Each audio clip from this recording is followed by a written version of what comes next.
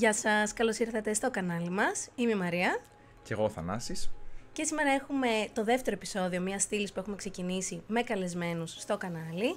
Και έχουμε τη μεγάλη τιμή και χαρά να έχουμε μαζί μας τον κύριο Γιώργιο Βρακά, ο οποίος είναι αναπληρωτής καθηγητής στο Πανεπιστήμιο της Φλόριντα και διευθυντής του προγράμματος μεταμοσχεύσεων νεφρού και παγκρέατος. Όπως καταλαβαίνετε, η ζήτησή μας θα διεξαχθεί από απόσταση, διότι ο κύριος Βρακάς είναι στην Αμερική και εμείς είμαστε στην Ελλάδα. Οπότε μέσα από το Zoom, μέσα από το Google Meet για την ακρίβεια, θα πραγματοποιήσουμε σήμερα μια συνάντηση έτσι, που θα έχει μια συζήτηση πάνω στις μεταμοσχεύσεις και στην καριέρα γενικότερα στην ιατρική.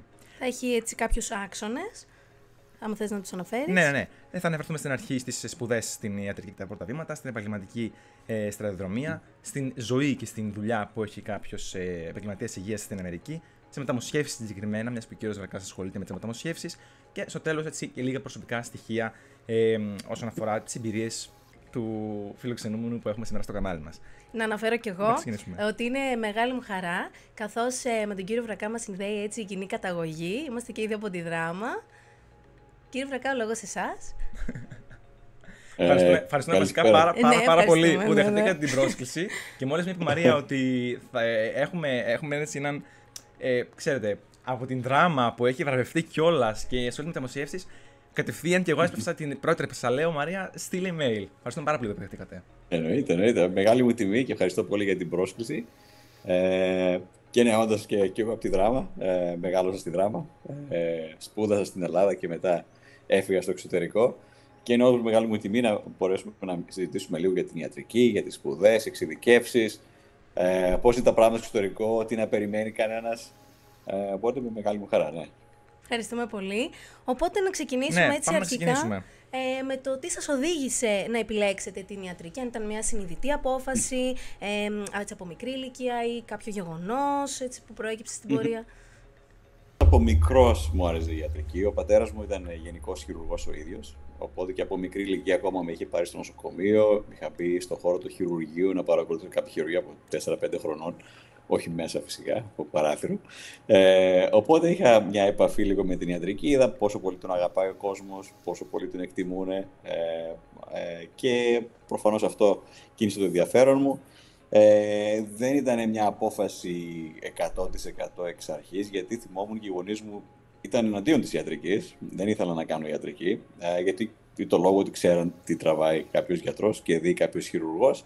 Οπότε και θέλαν να μου πούνε, για παράδειγμα, να ασχοληθώ με την νομική, το επάγγελμα της μητέρας μου.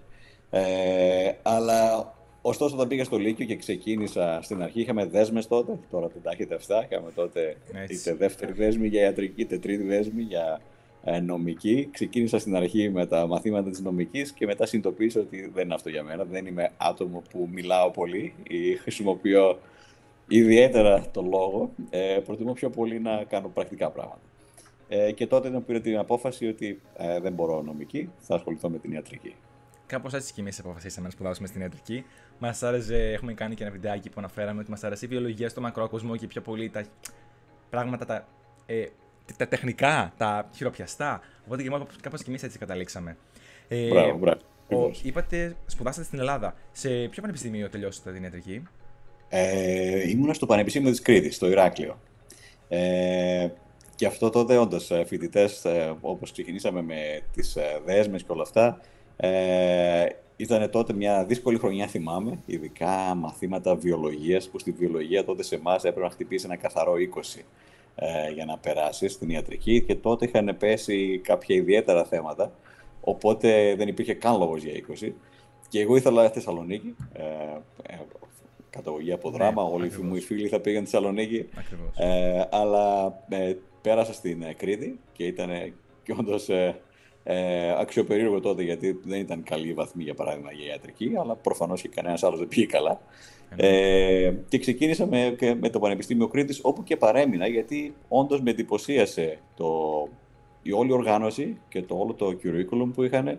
Ήταν πάρα πολύ καλό και ύστερα από κάποιους μήνες αποφάσισα ότι δεν θέλω να πάω μεταγραφή Θεσσαλονίκη, θα παραμείνω στην Κρήτη. Πώς ήταν τα χρόνια ως φοιτητής στην ιατρική? Είχατε κάποιες δυσκολίες? Το μετανιώσατε να μπήκατε μέσα στην ιατρική όταν κυλούσαν τα χρόνια? Πώς το βιώνατε? Είναι Το καλό είναι, για παράδειγμα, είναι η πρώτη φορά που φεύγεις από το σπίτι. Και εγώ, για παράδειγμα, έφυγα και πολύ μακριά από το σπίτι για ελληνικά δεδομένα. Πήγα από τη Δράμα, πήγα στην Κρήτη, που χρειαζόταν αεροπλάνα και βαπόρια. Αλλά ύστερα από τους πρώτους μήνες που συνηθίζεις να ζεις και μόνος σου, πιστεύω ότι ήταν μια εξαιρετική εμπειρία. Δεν είχα εύκολα φοιτητικά χρόνια, να πω την αλήθεια, γιατί λόγω ότι το σύστημα της Κρήτης ήταν λίγο διαφορετικό από τα υπόλοιπα και προσπαθούσαν, για παράδειγμα, να μην υπάρχουν οι αιώνιοι φοιτητές. Οπότε υπήρχαν οι κύκλοι σπουδών. Δηλαδή, θα έπρεπε μέσα στα 2 πρώτα χρόνια να έχεις περάσει ένα ορισμένο αριθμό μαθημάτων για να προχωρήσεις και να κάνεις τα κλινικά μαθήματα. Οπότε υπήρχε αυτό το άγχος πάντα, όπως υπάρχει. Πρέπει να περάσω τα μαθήματά μου και να τα περάσω την ώρα τους, χωρίς να αφήσω μαθήματα. Ήμουν και πολύ τυχερός, είχα καλή παρέα, είχα καλούς φίλους που όντως θέλαν όλοι να διαβάσουν. Είχαμε και αυτόν τον ωραίο ανταγωνισμό μεταξύ μας. Οπότε διαβάζαμε όλοι μαζί και προσπαθούσαμε να περάσουμε όσο πιο πολλά μαθήματα γινόταν και εκτός εξεταστικών, όταν βγάζανε έξτρα ημερομηνίες. Οπότε γι' αυτό δεν μπορώ να πω ότι είχα πολύ διασκέδαση ψυχαγωγία στο πρόγραμμά μου. Ήμουν στην Κρήτη 6 χρόνια και πιστεύω οι φορές που κατάφερα να πάω στη θάλασσα είναι μετρημένες. Αλήθεια. Δηλαδή, 2 χρόνια σε νησί και δεν κατάφερα να πω ότι έχω και καλή φοιτητική ζωή. Να σας τονίσουμε ότι και εμείς κάπως έτσι είναι δομημένο το πρόγραμμα σπουδών και εμείς έχουμε κλινικά και κλινικά έτη, στα οποία πρώτα 2 προαπαιτείται ένα συγκεκριμένο αριθμό μαθημάτων. Έτσι είναι ακόμα και σήμερα. Δεν ξέρω αν αυτό άλλαξε στην πορεία των χρόνων από εσάς μέχρι σήμερα σε εμάς. Αλλά και σήμερα ακόμα έτσι είναι δομημένα τα πράγματα και εμείς προσπαθούμε να ξεκλέψουμε λίγο χρόνο για το κανάλι μας, έτσι, να κάνουμε κάποια ενδιαφέροντα.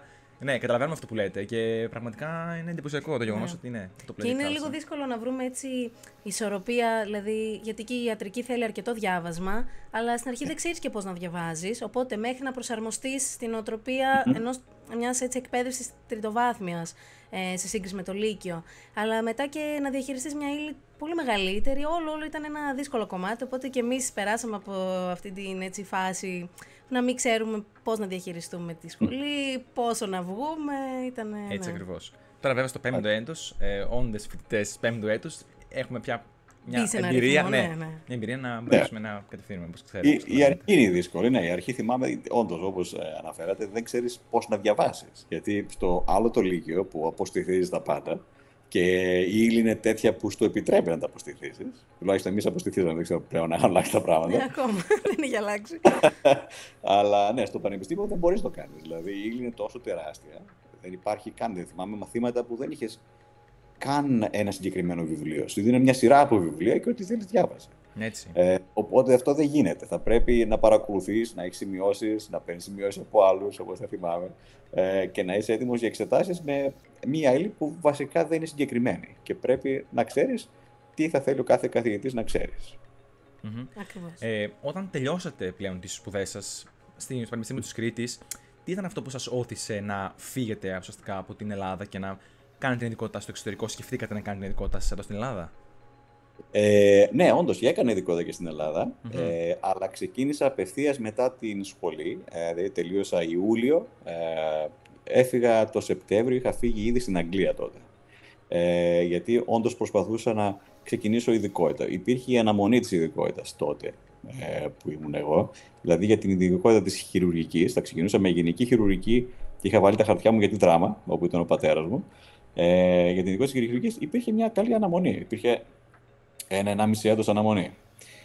Απλά τότε είχαμε έρθει σε επαφή με έναν χειρουργό από Δράμα επίσης που ήταν στην Αγγλία πολλά χρόνια και κατάφερα να πάω κοντά του, να ξεκινήσω από κοντά του, να δω πώς είναι τα πράγματα στο εξωτερικό, αν θέλω να μείνω στο εξωτερικό. Και αυτό που δεν έκανα ήταν το αγροτικό ιατρείο. Είχα βάλει τα χαρτιά, όντως θα πήγαινα σε αγροτικό ιατρείο, αλλά από τη στιγμή που άνοιξε μία πόρτα για Αγγλία, αποφάσισα να το ρίξω κινδυνεύσω. Το αγροτικό ιατρείο δεν θεωρούσα θα μου προσφέρει κάτι ιδιαίτερο. Είναι κυρίως χρόνος για να περάσεις από το ένα στάδιο στο άλλο. Δηλαδή, μεταξύ της σχολής και της ειδικότητας μπορείς να περάσεις τον χρόνο σου, να μάθεις κάποια πράγματα, να είσαι και έμιστος. Αλλά τότε πήρα την απόφαση ότι καλύτερα να πάω να μάθω κάτι παραπάνω, να δω αν μπορώ να μπω σε κάποιο σύστημα, να κάνω ειδικότητα, παρά να περάσω τον χρόνο μου σε κάποιο αγροτικό ιατρείο. Ποιες ήταν έτσι οι μεγαλύτερες προκλήσεις αυτής της μετάβασης από την Ελλάδα στην Αγγλία ή γενικότερα στο εξωτερικό? Κυρίως είναι ο τρόπος ζωής, είναι τελείως διαφορετικός. Δηλαδή αυτό που θεωρούμε δεδομένο για την Ελλάδα, που υπάρχει η οικογένεια για παράδειγμα, που υπάρχουν οι φίλοι, που περνάμε όλοι καλά μαζί, βγαίνουμε έξω, τρώμε, πίνουμε, όλα αυτά δεν υπάρχουν στο εξωτερικό και στην Αγγλία ειδικά είναι λίγο πιο αυστηρό, να πω λίγο, το περιβάλλον.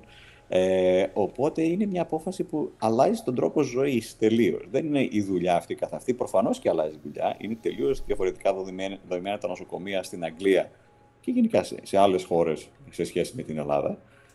Αλλά στη δουλειά, όταν βγεις έξω και το έχεις πάρει απόφαση ότι θέλω να κάνω κάτι εξωτερικό, κάθεσαι και συνηθίζεις και κάθεσαι και κάνεις τις εξετάσεις που χρειάζονται, τις εξετάσεις του συστήματος, το οποίο μέχρι τώρα δεν άνοικες. Οπότε πρέπει να μπει στο σύστημα, να δεις τι εξετάσεις πρέπει να δώσω, να γίνω ανταγωνιστικός, τι πρέπει να κάνω για να μπορέσω να πάρω μια θέση που βασικά μέχρι τώρα δεν την προέβλεπαν για εμένα. Ήτανε όχι μόνο, όπως είπατε, και οι παρέες και όλα αυτά, φαντάζομαι ήταν και οικονομικά ίσως. Υπήρχαν προκλήσεις οικονομικές και η γλώσσα είναι διαφορετική.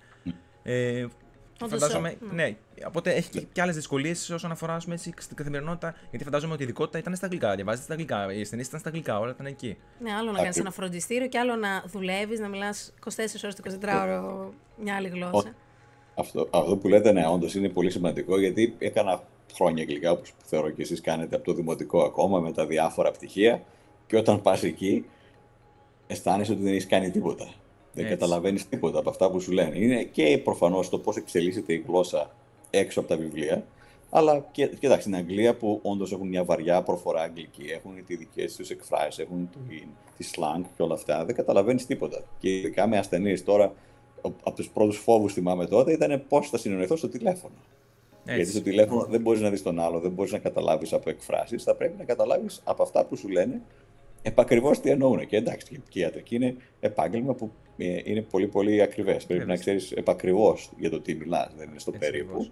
Οπότε αυτό είναι από τους πρώτους φόβους, πιστεύω, που οποιοδήποτε βγαίνει εξωτερικό, είναι το πώς θα συνηθίσεις τη γλώσσα και πώς θα μπορέσεις να συνεννοηθείς. Γιατί προφανώς όταν σου μιλάνε καταλαβαίνεις πιο πολλά, αλλά μετά πρέπει να απαντήσεις κιόλας και να πεις και εσύ με λεπτομέρειες το τι μπορεί να γίνει. Οπότε φανταστείτε ότι παίρνει τουλάχιστον 6 μήνες, 3 με 6 μήνες, παίρνει τουλάχιστον και παρά το επίπεδο των αγγλικών που δεν μπορείτε να έχετε από Ελλάδα, για να μπορέσετε να προσαρμοστείτε. Ναι. Έχετε εντοπίσει, θα μπορούσατε να διακρίνετε κάποιες διαφορές στον ιατρικό εκπαιδευτικό τομέα ανάμεσα στην Αγγλία και στην Ελλάδα? Ναι, οι διαφορές είναι τεράστιες. Είναι τελείως διαφορετικό σύστημα. Είναι πιο καλά δομημένο. Οπότε είναι καλύτερο. Πιστεύω όχι. Εάν με ρωτήσετε κατά πόσο θα προτιμούσα να έχω σπουδάσει εξωτερικό σε σχέση με Ελλάδα, πιστεύω στην Ελλάδα το επίπεδο είναι πολύ υψηλότερο. Είναι πολύ περισσότερα τα μαθήματα και οι απαιτήσεις πολύ ψηλότερες. Δηλαδή, πιστεύω ότι ο Έλληνας φοιτητής, όταν τελειώνει την ιατρική, γνωρίζει πολλά περισσότερα από αυτόν της Αγγλίας, από αυτόν της Αμερικής. Η διαφορά ποια είναι? Ότι τα μαθήματα είναι πολύ περισσότερα στην Ελλάδα, αλλά από εκεί και πέρα εξαρτάται από τον κάθε φοιτητή το πόσα πολλά μπορεί να μάθει, τα πόσα πολλά μπορεί να συγκεντρώσει και να αφομοιώσει. Τα συστήματα στην Αγγλία και στην Αμερική είναι πιο πολλά case-based. Για παράδειγμα, σου δίνουν ένα σενάριο και πάνω σε αυτό το σενάριο που θα έχεις ως φοιτητής θα μαθαίνεις την ανατομία του σενάριου, την παθοφυσιολογία, τη φαρμακολογία, όλα αυτά. Δεν πάει με σενάρια. Δηλαδή υπάρχει μια μεγαλύτερη συνοχή. Φέρνει όλη τη γνώση μαζί πάνω σε ένα σενάριο. Ενώ στην Ελλάδα είναι τελείως ξεχωριστά. Μαθαίνεις την ανατομία, μαθαίνεις την παθοφυσιολογία, μαθαίνεις τη φαρμακολογία και μετά είναι δική σου δουλειά να τα βάλεις όλα μαζί. Οπότε βασικά είναι σαν να το κάνουν πιο εύκολο γενικά. Είναι πιο εύκολο και ένας μέσος φοιτητής θα μπορέσει πιο πολλά να αφομοιώσει χωρίς να χρειάζεται να αποστηθείς. Αλλά αυτό έχει τα προβλήματά του. Για το λόγο ότι τα σενάρια είναι δεδομένα. Η ανατομία που ξέρουν οι φοιτητές όταν τελειώσουν στην Αγγλία και στην Αμερική δεν έχει καμιά σχέση με την ανατομία που θα ξέρει ο Έλληνας φοιτητής. Για το λόγο ότι και εμείς το τραβάμε στα άκρα στην Ελλάδα. Ναι. Πρέπει να μάθεις τα πάντα, επακριβώς τη λεπτομέρεια, η οποία στο τέλος μένει και βοηθάει. Αλλά τώρα να μπει στα χειρουργεία με ένα φοιτητή εδώ πέρα, ξέρω ότι θα μου απαντήσουν πάρα πολλά πράγματα που θα ρωτήσω, για το λόγο ότι δεν τα διδάσκονται. Είναι και το δικό μας έτσι κάπως παράπονο ότι έχουμε πολλά μαθήματα, μπαίνουμε σε πολλές λεπτομέρειες για το κάθε μάθημα και δηλαδή είναι πολύ πιεστικό για μας, έτσι. Και εσείς δηλαδή που το βιώσετε και εμείς τώρα που το περνάμε. Ναι.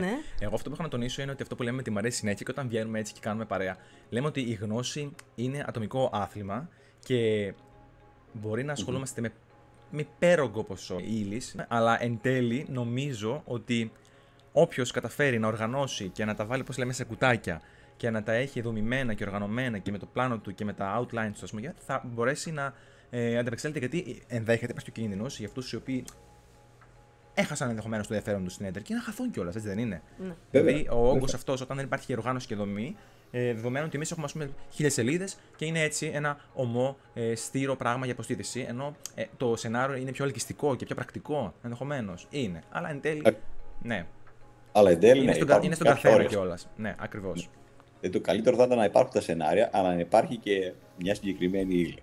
Δηλαδή, καλά είναι τα σενάρια να φέρουν μαζί τη γνώση, αλλά απ' την άλλη τα μαθήματα όντως χρειάζονται. Δεν μπορείς να τελειώσεις ιατρική χωρίς να ξέρεις ανατομία. Ό,τι και να θες να κάνεις. Δηλαδή, είναι λίγο περίεργο. Ναι, έτσι κάποιες βάσεις σίγουρα είναι απαραίτητες. Ποια ήταν έτσι η πιο δύσκολη φάση της επαγγελματικής σας πορείας μέχρι σήμερα?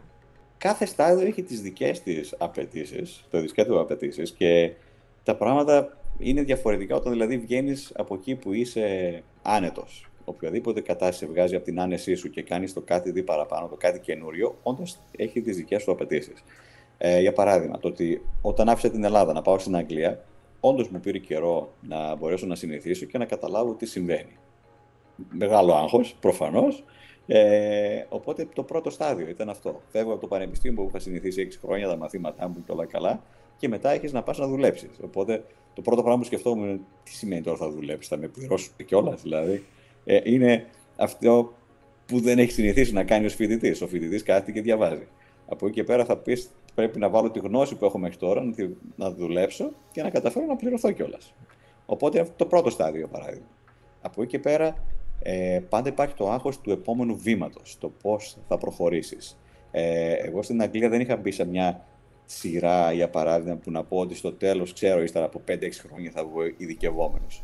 Μπαίνεις σε μια σειρά όπου βρίσκεις ανεξάρτητα συμβόλαια. 1 χρόνο εδώ, 1 χρόνο εκεί. Οπότε κάθε φορά έρχεται και το στρες του θα βρω το επόμενο συμβόλαιο ή θα καθυστερήσω ή θα μείνω χωρίς δουλειά. Θα βρω αυτό που θέλω να κάνω ή θα βρω κάτι τυχαίο που δεν με ενδιαφέρει, αλλά πρέπει να το κάνω γιατί δεν έχω κάτι άλλο να κάνω. Και σε διαφορετικά νοσοκομεία εννοείται? Νοσοκομεία, ναι. Ναι, γιατί τότε θυμάμαι υπήρχαν οι αγγελίες. Βγαίνει η αγγελία. Θέλουμε γιατρό του τάδε επίπεδου να κάνει αυτή την κλινική. Εγώ ξεκίνησα, για παράδειγμα, στην αρχή. Το SHO υπήρχε τότε, Senior House Officer. Πλέον έχουν αλλάξει και αυτά και ορολογίες που έχουν στην Αγγλία. Ξεκίνησα με ουρολογία. Δεν είχα καμία διάθεση να κάνω ουρολογία ποτέ μου. Ξεκίνησα με ουρολογία, αλλά επειδή μου είχαν δώσει 1 χρόνο, 6 μήνες για παράδειγμα ουρολογία, 6 μήνες θα είχε γενική χειρουργική. Οπότε ξεκινάς και χτίζεις έτσι μια προϋπηρεσία. Γιατί πάντα όταν ψάχνεις για δουλειά, κοιτάει κάποιος την προϋπηρεσία σου. Τι έχεις κάνει και τι μπορείς να προσφέρεις. Οπότε, για παράδειγμα, αυτή είναι η πρώτη θέση. Το καλό για μένα τότε ήταν ότι άνοιξε και η θέση μου στη δράμα. Όταν ήταν να ψάξω να βρω το επόμενο βήμα που ήμουν στο περίπου να αρχίσω να κάνω ορθοπαιδική, που ποτέ δεν είχα σχέση, τότε ήταν που ο πατέρας μου είχε παρενέβη και λέει: για ποιο λόγο είσαι σε ένα σύστημα το οποίο δεν σου προσφέρει αυτά που θες. Αλλά εδώ να σε εκπαιδεύσω εγώ. Οπότε τότε είχα πάρει την απόφαση για επιστροφή στην Ελλάδα, μετά το 1,5 χρόνο που ήμουν στην Αγγλία τότε. Οπότε κάθισα στην Ελλάδα να κάνω το επόμενο βήμα που ήταν η γενική χειρουργική και μετά είχα και τα χαρτιά μου στο Παπα-Νικολάου στη Θεσσαλονίκη, όπου και με φώναξαν και συνέχισα να τελειώσω την γενική χειρουργική. Προφανώς και το κάθε βήμα έχει τα δικά του, τις δικές του απαιτήσεις. Εγώ, για παράδειγμα, στην αρχή δεν είχα ξεκινήσει καν για γενική χειρουργική, ήθελα να κάνω πλαστική. Απλά με είχαν συμβουλεύσει ο πατέρας μου, κάνει γενική χειρουργική, να ξέρεις τα βασικά και μετά κάνει ό,τι θέλεις. Οπότε, κάνοντας τη γενική χειρουργική, το ένα έφερε το άλλο και καταλήξετε και μείνατε ουσιαστικά. Κάπως έτσι. Ακριβώς. Και το ένα φέρνει το άλλο, αλλά μετά που εξειδικεύεις τη γενική χειρουργική, είναι εύκολο να ξαναξεκινήσεις, για παράδειγμα, και να κάνεις κάτι καινούριο που δεν έχεις κάνει. Όχι, δεν είναι εύκολο. Και τότε, για παράδειγμα, για μένα είχε έρθει η δουλειά αυτή στο Λονδίνο για να κάνω μεταμοσχεύσεις. Είναι και θέμα timing. Πάρα πολλές φορές το στρες και όλα αυτά που θα έχετε είναι θέμα timing του τι θα υπάρξει. Εγώ ποτέ δεν σκόπευα να κάνω μεταμοσχεύσεις. Δηλαδή στην Ελλάδα, ειδικά, δεν υπάρχει μεταμόσχευση. Είναι κάτι πολύ, πολύ περιορισμένο που είναι εξαιρετικά απίθανο να δεις και ως φοιτητής. Εγώ τέλειωσα φοιτητής και τέλειωσα και ειδικότητα χωρίς ποτέ να έχω δει ένα χειρουργείο μεταμόσχευσης. Γιατί δεν ήμουν και σε νοσοκομείο που θα κάνω μεταμοσχεύσεις. Οπότε είναι θέμα timing και προφανώς το καθένα έχει το άγχος του. Και από την φοιτητή να κάνει ειδικότητα. Πού να κάνει την ειδικότητα, ποιο είναι το επόμενο βήμα τη ειδικότητα, γιατί συνήθως δεν είναι οργανωμένο να πει θα την κάνω όλη μια ευθεία. Πού θα κάνω την εξειδίκευσή μου, και εκεί είναι μεγάλη απόφαση που προφανώς θα δυσκολευτείτε για να ξέρετε ποια θέλετε εξειδίκευση να κάνετε. Στην Αμερική παίζει πάρα πολύ το shadowing, που έρχονται οι φοιτητές ή οποιοδήποτε άλλος, οποιοδήποτε επίπεδο, να κάνουν shadow. Δηλαδή, με παίρνουν τηλέφωνο, θέλω να έρθω να σε παρακολουθήσω μια μέρα, μια εβδομάδα, ένα μήνα. Να δω τι κάνεις και να δω κατά πόσο είναι κάτι που θέλω να κάνω εγώ. Και αυτό είναι ένας καλός τρόπος να δεις κατά πόσο αυτό που ονειρεύεται κάποιος, θέλω να κάνω μεταμοσχεύσεις, μπορεί να κάνει καθημερινά αυτό το πράγμα ή να το κάνει μια ζωή. Είναι απόφαση ζωής. Ό,τι και να πάρετε απόφαση να κάνετε, είναι απόφαση ζωής. Αυτό είναι πάρα πολύ σημαντικό που λέτε. Σας διέκοψα, με συγχωρείτε. Εγώ αυτό που βλέπουμε είναι ότι μπορούμε να μπούμε σε ένα χειρουργείο, να συμμετέχουμε ως θεατές, φυσικά όχι πρακτικά, αλλά το να ακολουθήσουμε έναν γιατρό για μία εβδομάδα, για 2 εβδομάδες ή να επισκεφτούμε μια άλλη χώρα, αυτό είναι πολύ περιορισμένο. Κάποιοι που το κυνηγούν και ενδεχομένως συμμετέχουν σε ένα πρόγραμμα τύπου το Erasmus Plus, ας πούμε, που είναι και πιο μικρά αυτά τα προγράμματα, και μπορούν να συμμετέχουν έτσι, ή κάποια υποτροφία σε κάποιο πρόγραμμα, ας πούμε, τώρα για την επαιδευτική τεχνολογία που είναι και πιο πολύ τη μόδα εντός εισαγωγικών. Κάποια, ας πούμε, για την νευροχειρουργική. Έχει πολλά προγράμματα, έτσι, μηνιαία συνήθως. Αλλά και πάλι τα παιδιά αυτά που συμμετέχουν σε αυτά τα προγράμματα έρχονται συνήθως στην Αμερική. Όσοι συμμαθητές έχουμε είναι στην Αμερική που έρχονται και το κάνουν. Ούτε καν στην Ευρώπη. Που ενδεχομένως φαντάζομαι υπάρχει αυτό το πράγμα και στην Ευρώπη, αλλά είναι πιο, νομίζω, δεκτική, πιο συνεργάσιμη, πιο. Ίσως και το σύστημα να είναι. Ναι, το σύστημα έτσι δομημένο. Είναι τελείως διαφορετικό. Μου έχουν έρθει Έλληνες φοιτητές που μου έρχονται εδώ πέρα για να παρακολουθήσουν. Απλά είναι. Το πρόβλημα είναι τα έξοδα. Είναι τελείως διαφορετικά τα έξοδα για Αμερική. Και δεν καλύπτονται. Είναι μια απόφαση που για να την πάρει κάποιος πρέπει όντως να έχει κάποια λεφτά στην άκρη για να την κάνει. Δηλαδή, μόνο και μόνο τα εισιτήρια θα είναι 1,5-2 χιλιάρικα. Μόνο και μόνο για να έρθεις στην Αμερική. Εδώ πέρα τα ποσά είναι τελείως διαφορετικά από Ευρώπη. Θα πρέπει δηλαδή να υπολογίσει κάποιος άλλα 2-3 χιλιάρικα μόνο και μόνο για ενίκιο, για ένα μήνα να μείνει κάπου. Συν όλα τα άλλα έξοδα. Οπότε σκεφτείτε, είναι ό,τι καλύτερο να κάνει κάποιο shadowing και να δει κάποια επαγγέλματα. Αλλά προφανώς παίζει και το οικονομικό στη μέση, παίζει και η απόφαση. Είναι μια τελείως διαφορετική ήπειρος. Οπότε δεν ξέρω πόσο πολλές οικογένειες το επιτρέπουν αυτό στα παιδιά τους και σε μια νεαρή ηλικία. Αυτό που βλέπουμε εμείς είναι ότι πέρα από τα έξοδα, τα οποία δεν καλύπτονται και δεν υπάρχει κάποιο οικονομικό βοήθημα από το πανεπιστήμιο, από τη χώρα μας, εν πάση περιπτώσει, γιατί έπρεπε τέτοια πράγματα και τέτοιες δράσεις να ενθαρρύνονται από τους καθηγητές. Δεν γίνεται αυτό το πράγμα. Και επίσης, βλέπω ότι δεν υπάρχουν και ελαφρυντικά, θα έλεγε κανείς, για την εξεταστική μας. Δηλαδή, αν κάποιος συμμετέχει 1 μήνα και 2 μήνες σε ένα τέτοιο πρόγραμμα και πάει και παρακολουθεί σε έναν καθηγητή στην Αμερική, θα υπάρχει κάποια βοήθεια μετά στο εξάμηνο? Η απάντηση είναι όχι. Τα μαθήματα θα χρωστούνται, δηλαδή δεν υπάρχει κάτι. Εδώ το Erasmus που είναι οργανωμένο, ας πούμε, θεωρητικά, και πάλι τα παιδιά δυσκολεύονται πάρα πολύ. Να προσαρμοστούν και να ξαναέρθουν πίσω. Και με το κομμάτι της εξεταστικής που ανέφερες. Βέβαια, ναι. Δηλαδή όλα είναι χρωστούμενα μετά, ούτως ή άλλως. Εσείς ουσιαστικά ξεκινήσατε. Όταν τελειώσετε τη φοιτητικά σας χρόνια, πήγατε στην Αγγλία και μετά επιστρέψατε στην Ελλάδα για το τελείωμα της ειδικότητας. Η Αμερική πώς προέκυψε? Πριν πάμε σε αυτό, έτσι μιας και το αναφέρετε, εγώ θα ήθελα να ρωτήσω πώς ήταν η συνεργασία με τον πατέρα σας, γιατί είπατε ότι ήσασταν μαζί στο νοσοκομείο της Δράμας. Ναι, δεν είναι εξαιρετική, δεν απίστευτη. Τα καλύτερα χρόνια τα είχα περάσει όντως ειδικευόμενος στη Δράμα. Ο πατέρας μου ήταν πάρα πολύ υποστηρικτικός, με υποστήριξε πάρα πολύ, μου έδωσε χειρουργία που δεν νοείται κάποιος να κάνει σε τέτοιο χαμηλό επίπεδο, αλλά προφανώς ήταν εκεί συνέχεια από πάνω μου.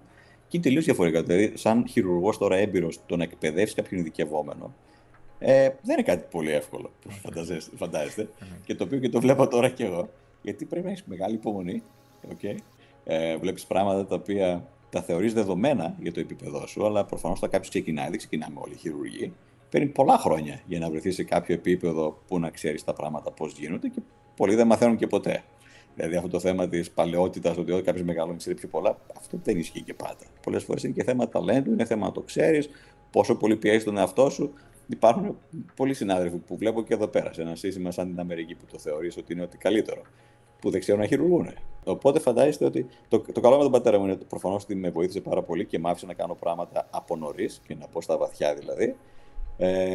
Το άλλο καλό ήταν ότι, για παράδειγμα, επειδή μέναμε και στο ίδιο σπίτι, δεν μπορούσα εύκολα να τη καπουλάρω να σηκώθω να πάω σπίτι, γιατί θα ήταν σπίτι να με περιμένει. Οπότε ήταν μια καλή πίεση, για παράδειγμα, να μπορέσω να μάθω, να μην φεύγω από τη δουλειά, να μπορέσω να τα δώσω όλα δηλαδή, για να μάθω όσο γίνεται και πιο πολύ. Τέλεια. Ναι. Αλλά όντως πηγαίνοντας πίσω που είδατε για το Εράσμους, είχα πάει Εράσμους στο 6ο χρόνο τότε και ναι, όντως υπήρχαν θέματα και με εξεταστικές. Το καλό είναι ότι καταφέραμε να γνωρίσουμε τα πιο πολλά μαθήματα, αλλά πάλι ξαναδώσαμε εξεταστική και στην Ελλάδα. Αλλά έπρεπε να γίνει ιδιαίτερες συμφωνίες με τους καθηγητές, να αποδεχτούν αυτό που κάναμε, να πάρουμε υπογραφές από εδώ, από εκεί. Οπότε είναι λίγο επώδυνο. Και όντως, δηλαδή, το πανεπιστήμιο σε αφήνει να κάνεις το Εράσμους, αλλά δεν είναι και ότι πιο εύκολο στην τελική. Αλλά πάλι θα το συνιστούσα πάρα πολύ. Το να βγείτε από την Ελλάδα και να δείτε τον κόσμο εκεί έξω τι συμβαίνει, είναι μια εξαιρετική απόφαση, γιατί η Ελλάδα έχει το σύστημά της, έχει τους περιορισμούς της. Όπως και άλλα συστήματα. Δεν σημαίνει ότι θα πάτε σε κάποιο σύστημα και θα πείτε ότι είναι πολύ καλύτερο. Μπορεί να πείτε, καλά είμαστε στην Ελλάδα, ας παραμείνουμε εδώ πέρα. Την επιλογή που κάνατε για την χώρα, για το Εράσμους, είχε να κάνει με το σκεπτικό της Αγγλίας, ότι θέλετε να φύγετε μετά, ή ήταν έτσι μια σκέψη Ήταν λίγο πιο πολύ παρέα. Είχαμε πάει σαν παρέα. Τότε είχαμε πάει Τσεχία, Πράγα. Ήμουν στην Πράγα ένα χειμερινό εξάμηνο. Πριν από αυτό, το καλό είναι το Πανεπιστήμιο Κρήτης, τότε δεν ξέρω πώς είναι τα πράγματα, θέλω να πιστεύω ότι συνεχίζει καλό. Τότε ήταν και το καλοκαίρι πριν φύγω το Εράσμους, δηλαδή 5ο προς 6ο έτος. Είχα πάρει την απόφαση να κάνω αυτό το internship στην Αμερική. Είχαμε εμείς διασύνδεση από το Πανεπιστήμιο Κρήτης με το Πανεπιστήμιο του Χάρβαρντ, με Βοστόνη. Οπότε κάναμε και κάτι σαν εξετάσεις, πώς είναι τα USMLE. Ήταν κάτι εξετάσεις που δώσαμε σαν φοιτητές και με βάση το πόσο καλά τα πήγαμε, μας δίναν τη δυνατότητα να διαλέξουμε κλινική και να πάμε για μια εμπειρία εκεί που θέλουμε. Και τότε είχα περάσει τον Αύγουστο, για παράδειγμα, τον έκανα σαν elective internship στην οφθαλμολογία στη Βοστόνη, που ήταν μια απίστευτη εμπειρία. Ήταν η εμπειρία που με οδήγησε να αποφασίσω ότι δεν θέλω να πάω Αμερική για ειδικότητα, τουλάχιστον. Είστε και μόνιμα. Ναι, τώρα μου ήρθε ακόμα χειρότερο. Αλλά τότε αποφάσισα, επειδή είχα δει πόσο απαιτητικό είναι το σύστημα και τι σημαίνει το να κάνεις ειδικότητα στην Αμερική, είχα πει, δεν θέλω να το κάνω αυτό. Και γι' αυτό μετά οδηγήθηκα στην Αγγλία. Εγώ τέλειωσα ειδικότητα, για παράδειγμα, Ελλάδα, και μετά έφυγα στην Αγγλία για την εξειδίκευση και για παραμονή περαιτέρω. Άλλη μεγάλη απόφαση, διαφορετικό στάδιο πάλι, γιατί στην Ελλάδα τέλειωσα γενική χειρουργική. Σκόπευα να μείνω στην Ελλάδα, γιατί είχα πάρει και το γραφείο μου και όλα αυτά τότε στη Θεσσαλονίκη. Ετοιμαζόμουν να ανοίξω ιδιωτικό ιατρείο μόλις τέλειωσα ειδικότητα. Και τότε έβαλα τα χαρτιά μου για ένα χρόνο fellowship. Πήγα στο Guy's, στο Λονδίνο, για να κάνω μεταμοσχεύσεις και HPB. Και από τότε ξαναγύρισα. Οπότε το ένα έφερε το άλλο. Δηλαδή, υπάρχουν πράγματα που σου οδηγούν εκεί που δεν μπορείς να το περιμένεις. Για παράδειγμα, εγώ ποτέ δεν σκόπευα να κάνω μεταμοσχεύσεις. Απλά ήταν κάτι που στο μυαλό μου η μεταμοσχεύση ήταν ό,τι καλύτερο υπάρχει. Για το λόγο, το είχα δει, είναι το άγνωστο. Ήξερα ότι είναι πάρα πολύ απαιτητικό, ήξερα ότι θέλει πάρα πολλά skills, ότι δεν είναι εύκολο να το κάνεις. Οπότε για μένα αυτό ήταν κάτι που μπορούσε, μου κινούσε το ενδιαφέρον. Τι γίνεται στις μεταμοσχεύσεις, για ποιο λόγο είναι τόσο δύσκολο και τι μπορείς να καταφέρεις. Είχαμε τότε από τους πιο γνωστούς Έλληνες χειρουργούς, τότε ήταν ο Τζάκης, ο Ανδρέας Τζάκης, που ήταν στο Μαϊάμι πολλά χρόνια, που είχε χειρουργήσει στο Χριστόδουλο και όλα αυτά. Οπότε υπήρχε μια γενική δημοσιότητα για τις μεταμοσχεύσεις που μου κινούσε το ενδιαφέρον. Έκανα την αίτηση τότε στο Λονδίνο, έχοντας στο χέρι μου μόνο την ειδικότητα της Ελλάδας. Και όλος παραδόξως με πήραν. Αν και τους το είπα στην συνέντευξη, δηλαδή είστε σίγουροι, θέλω να πάρει, δεν έχω δει ούτε καν μια μεταμόσχευση στη ζωή μου.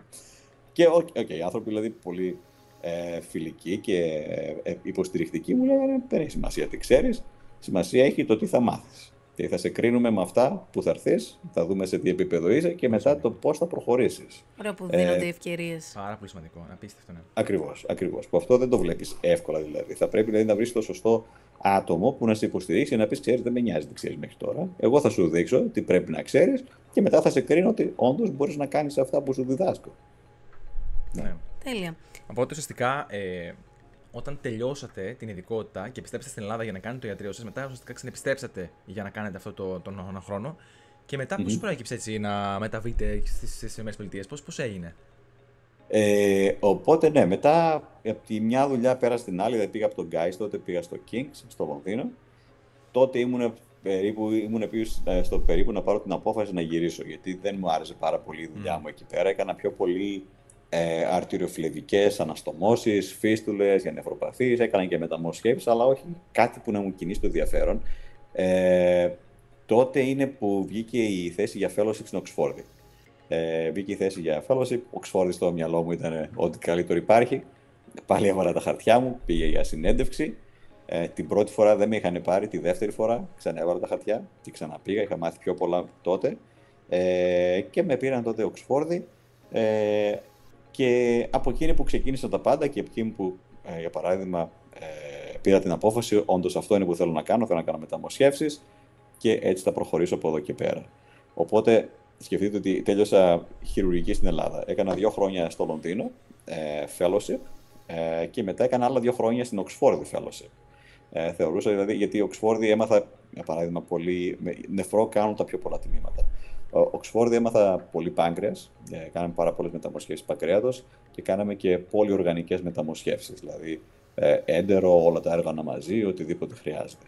Οπότε είναι κάτι που όντως μου κινούσε το ενδιαφέρον, δηλαδή ήταν κάτι που ενδιαφερόμουν να κάνω και ήθελα να μάθω να κάνω όσο γίνεται πιο καλά. Και μετά τα 2 χρόνια παρέμεινα ως consultant στην Οξφόρδη για άλλα 5-6 χρόνια. Οπότε το ένα φέρνει το άλλο. Και είναι και θέμα timing. Για την Οξφόρδη δεν υπήρχε ποτέ θέση για εμένα για consultant. Είναι δεδομένες αυτές οι θέσεις και είναι θέσεις συγκεκριμένες. Δεν επεκτείνονται τα προγράμματα επειδή βρήκαν κάποιο που θέλουν, για παράδειγμα. Πες να με ήθελαν, που δεν με ήθελαν. Αλλά απλά έτυχε ο μέντορας μου που ήταν Οξφόρδη να φύγει. Αποφάσισε να φύγει από την Οξφόρδη και άνοιξε μια θέση την οποία κατέλαβα εγώ, γιατί μπορούσα να κάνω αυτά που δεν κάνανε οι υπόλοιποι. Δηλαδή, πάντα πρέπει σε τέτοιες καταστάσεις, που είναι προφανώς και στρεσογόνο το πού θα βρεις μια μόνιμη δουλειά, μια δουλειά που να σε εξυπηρετεί, θα πρέπει να κάνεις τον εαυτό σου αναντικατάστατο. Okay. Πολλοί μπορούν να κάνουν τα απλά πράγματα. Το θέμα είναι να κάνεις αυτά που δεν θέλουν να κάνουν οι άλλοι ή δεν μπορούν να κάνουν οι άλλοι. Γιατί αυτό θα σου δώσει το επιπλέον χαρτί ότι, ξέρεις, δεν είναι εύκολο να αντικαταστήσουμε το συγκεκριμένο γιατρό. Θα πρέπει να βρούμε κάποιον που να κάνει τα συγκεκριμένα πράγματα. Αυτό ήταν κομμάτι της γενικής χειρουργικής, ήταν κάτι που σας βοήθησε η ειδικότητα στην Ελλάδα? Τι ήταν αυτό που σας βοήθησε να ξεχωρίσετε? Είναι ότι όταν είχα πάει Οξφόρδη με είχε πιάσει ο μέντορας μου από κοντά και του είχα πει, έχω κάνει 2 χρόνια εγώ για παράδειγμα μεταμοσχεύσεις στο Λονδίνο. Λέω, θεώρησε δεδομένο ότι δεν ξέρω τίποτα. Okay. Και θέλω να μου πεις εξ αρχής, γιατί όντως είχα δει διάφορες τεχνικές, είχα δει διάφορους τρόπους τότε στο Λονδίνο. Δεν υπήρχε κάποιος να με πάρει από το χέρι και να μου πει, έλα, αυτός είναι ο τρόπος. Αυτό είναι που πρέπει να μάθεις. Και εμένα αυτό με ενοχλούσε πάρα πολύ. Γιατί στο μυαλό μου θέλω να απλοποιώ και να τελειοποιώ αυτά τα οποία κάνω. Τη δυνατότητα στο Λονδίνο δεν είχα. Για τον ένα ή τον άλλο λόγο. Όταν πήγα στην Οξφόρδη, είχα βρει τον μέντορά μου τότε, τον Ανίλ, ο οποίος με πήρε από κοντά. Πρέπει να ταιριάζει και σαν άνθρωπος πολλές φορές με τον μέντορά σου. Και είναι πολύ σημαντικό να έχεις ένα μέντορο που να σε πάρει και να σου πει: ξέρεις, έτσι θα τα κάνεις. Αυτός είναι ο τρόπος. Μην βλέπεις πώς τα κάνουν οι υπόλοιποι. Αυτός είναι ο καλύτερος τρόπος. Οπότε με πήρε από κοντά, του είπα. Γιατί μου λέει, αλλά κάνει το χειρουργείο. Να σε βλέπω. Λέω, δεν θέλω να το κάνω το χειρουργείο. Θα το κάνεις εσύ το χειρουργείο, να δω επακριβώς πώς το κάνεις, ούτως ώστε να το κάνω από σένα, να το αντιγράψω. Okay. Οπότε ξεκίνησαμε μια συνεργασία που κάναμε όλες τις μεταμοσχεύσεις μαζί. Κάναμε βαριά χειρουργία μαζί.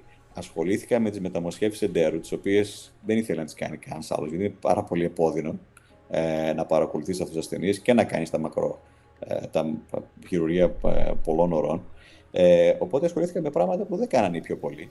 Και αυτό δηλαδή με έκανε να ξεχωρίσω στο ότι κάνω κάτι το οποίο θέλω να προσφέρω ως νοσοκομείο και αν φύγει ο συγκεκριμένο άτομο δεν θα μπορώ να το προσφέρουν άλλο. Και γι' αυτό και κατάφερα να παραμείνω. Και έτσι ο λόγος που εν τέλει μετά πήγατε στην Αμερική ήταν ότι νιώσατε ότι ό,τι ήταν να πάρετε από την Αγγλία στο εκπαιδευτικό κομμάτι το πήρατε και θέλετε το κάτι παραπάνω? Είναι γεγονός ότι η Αγγλία δεν είναι εύκολη στη ζωή της. Είναι δύσκολη χώρα για εμάς που έχουμε συνηθίσει διαφορετικά.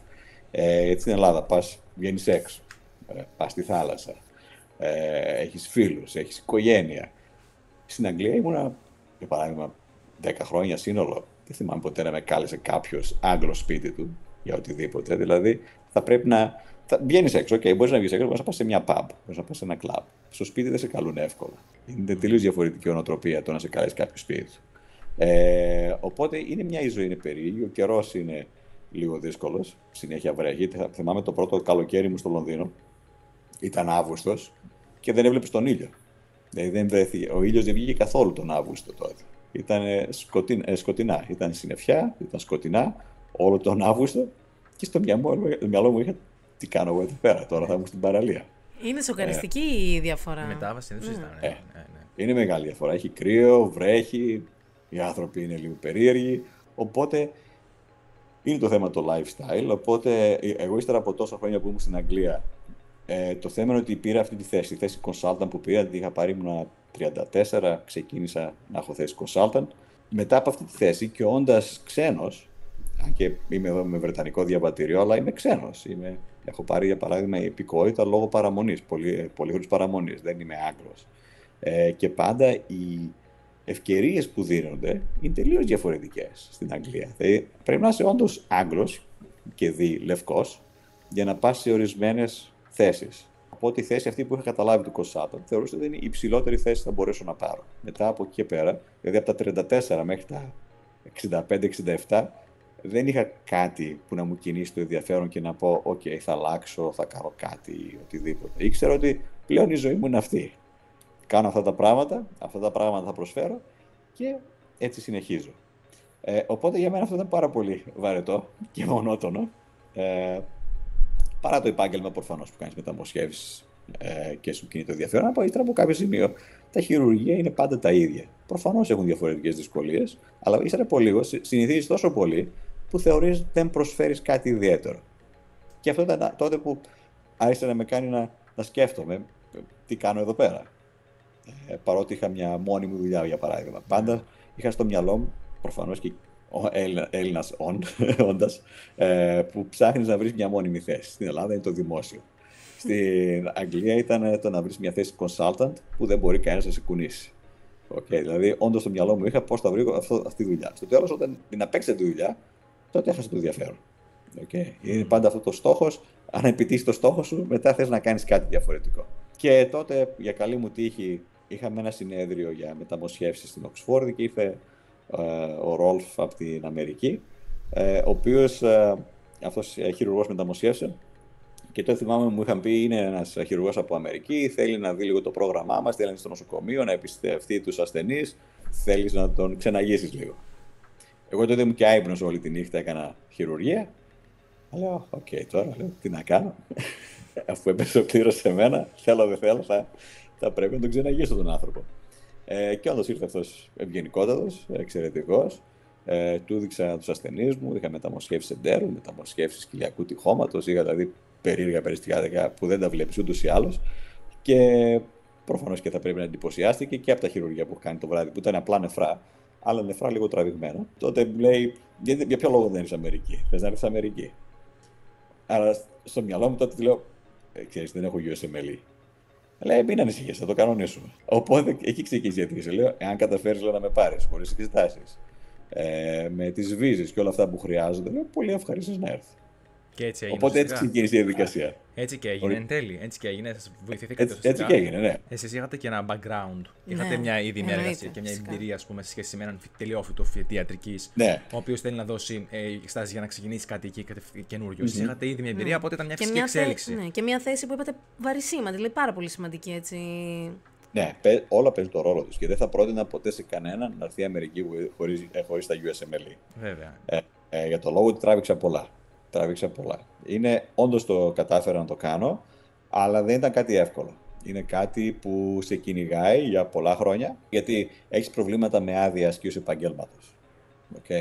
Δηλαδή, εμένα με πήρανε στην αρχή, ήταν μια άδεια. Μετά έπρεπε να αλλάξω αυτή την άδεια να πάρω μια άλλη άδεια. Μετά πάλι να αλλάξει άδεια. Δηλαδή, είναι αυτή η άδεια που συνέχεια είναι κάτι στρεσογόνο, για τον λόγο ότι ξέρεις ότι δεν είναι δεδομένο. Αλλά αυτό που δεν συνδέεται, γιατί η USMLE, αν όντως είχα το χρόνο και καθόμουν και τα έκανα, θα ήταν η ζωή μου πολύ πιο εύκολη. Ναι. Δεν το συζητώ σε καθένα. Εγώ το έκανα αυτό, έγινε για το λόγο ότι ήμουν σε κάποιο προχωρημένο σημείο στην καριέρα μου. Είχα πολλά χρόνια μεταμοσχεύσεις. Έκανα μεταμοσχεύσεις ιδιάζουσες που δεν κάνουν πολλοί κόσμος, είναι μετρημένοι στον κόσμο, οι χειρουργοί που το κάνουν αυτό. Και είχα και πολλές δημοσιεύσεις και καλές δημοσιεύσεις. Οπότε όλα αυτά παίζουν το ρόλο τους. Δηλαδή, τώρα το να πει κάποιος ότι θα φύγω από την Ελλάδα, θα πάω στην Αμερική χωρίς USMLE μετά από φοιτηση, δεν γίνεται.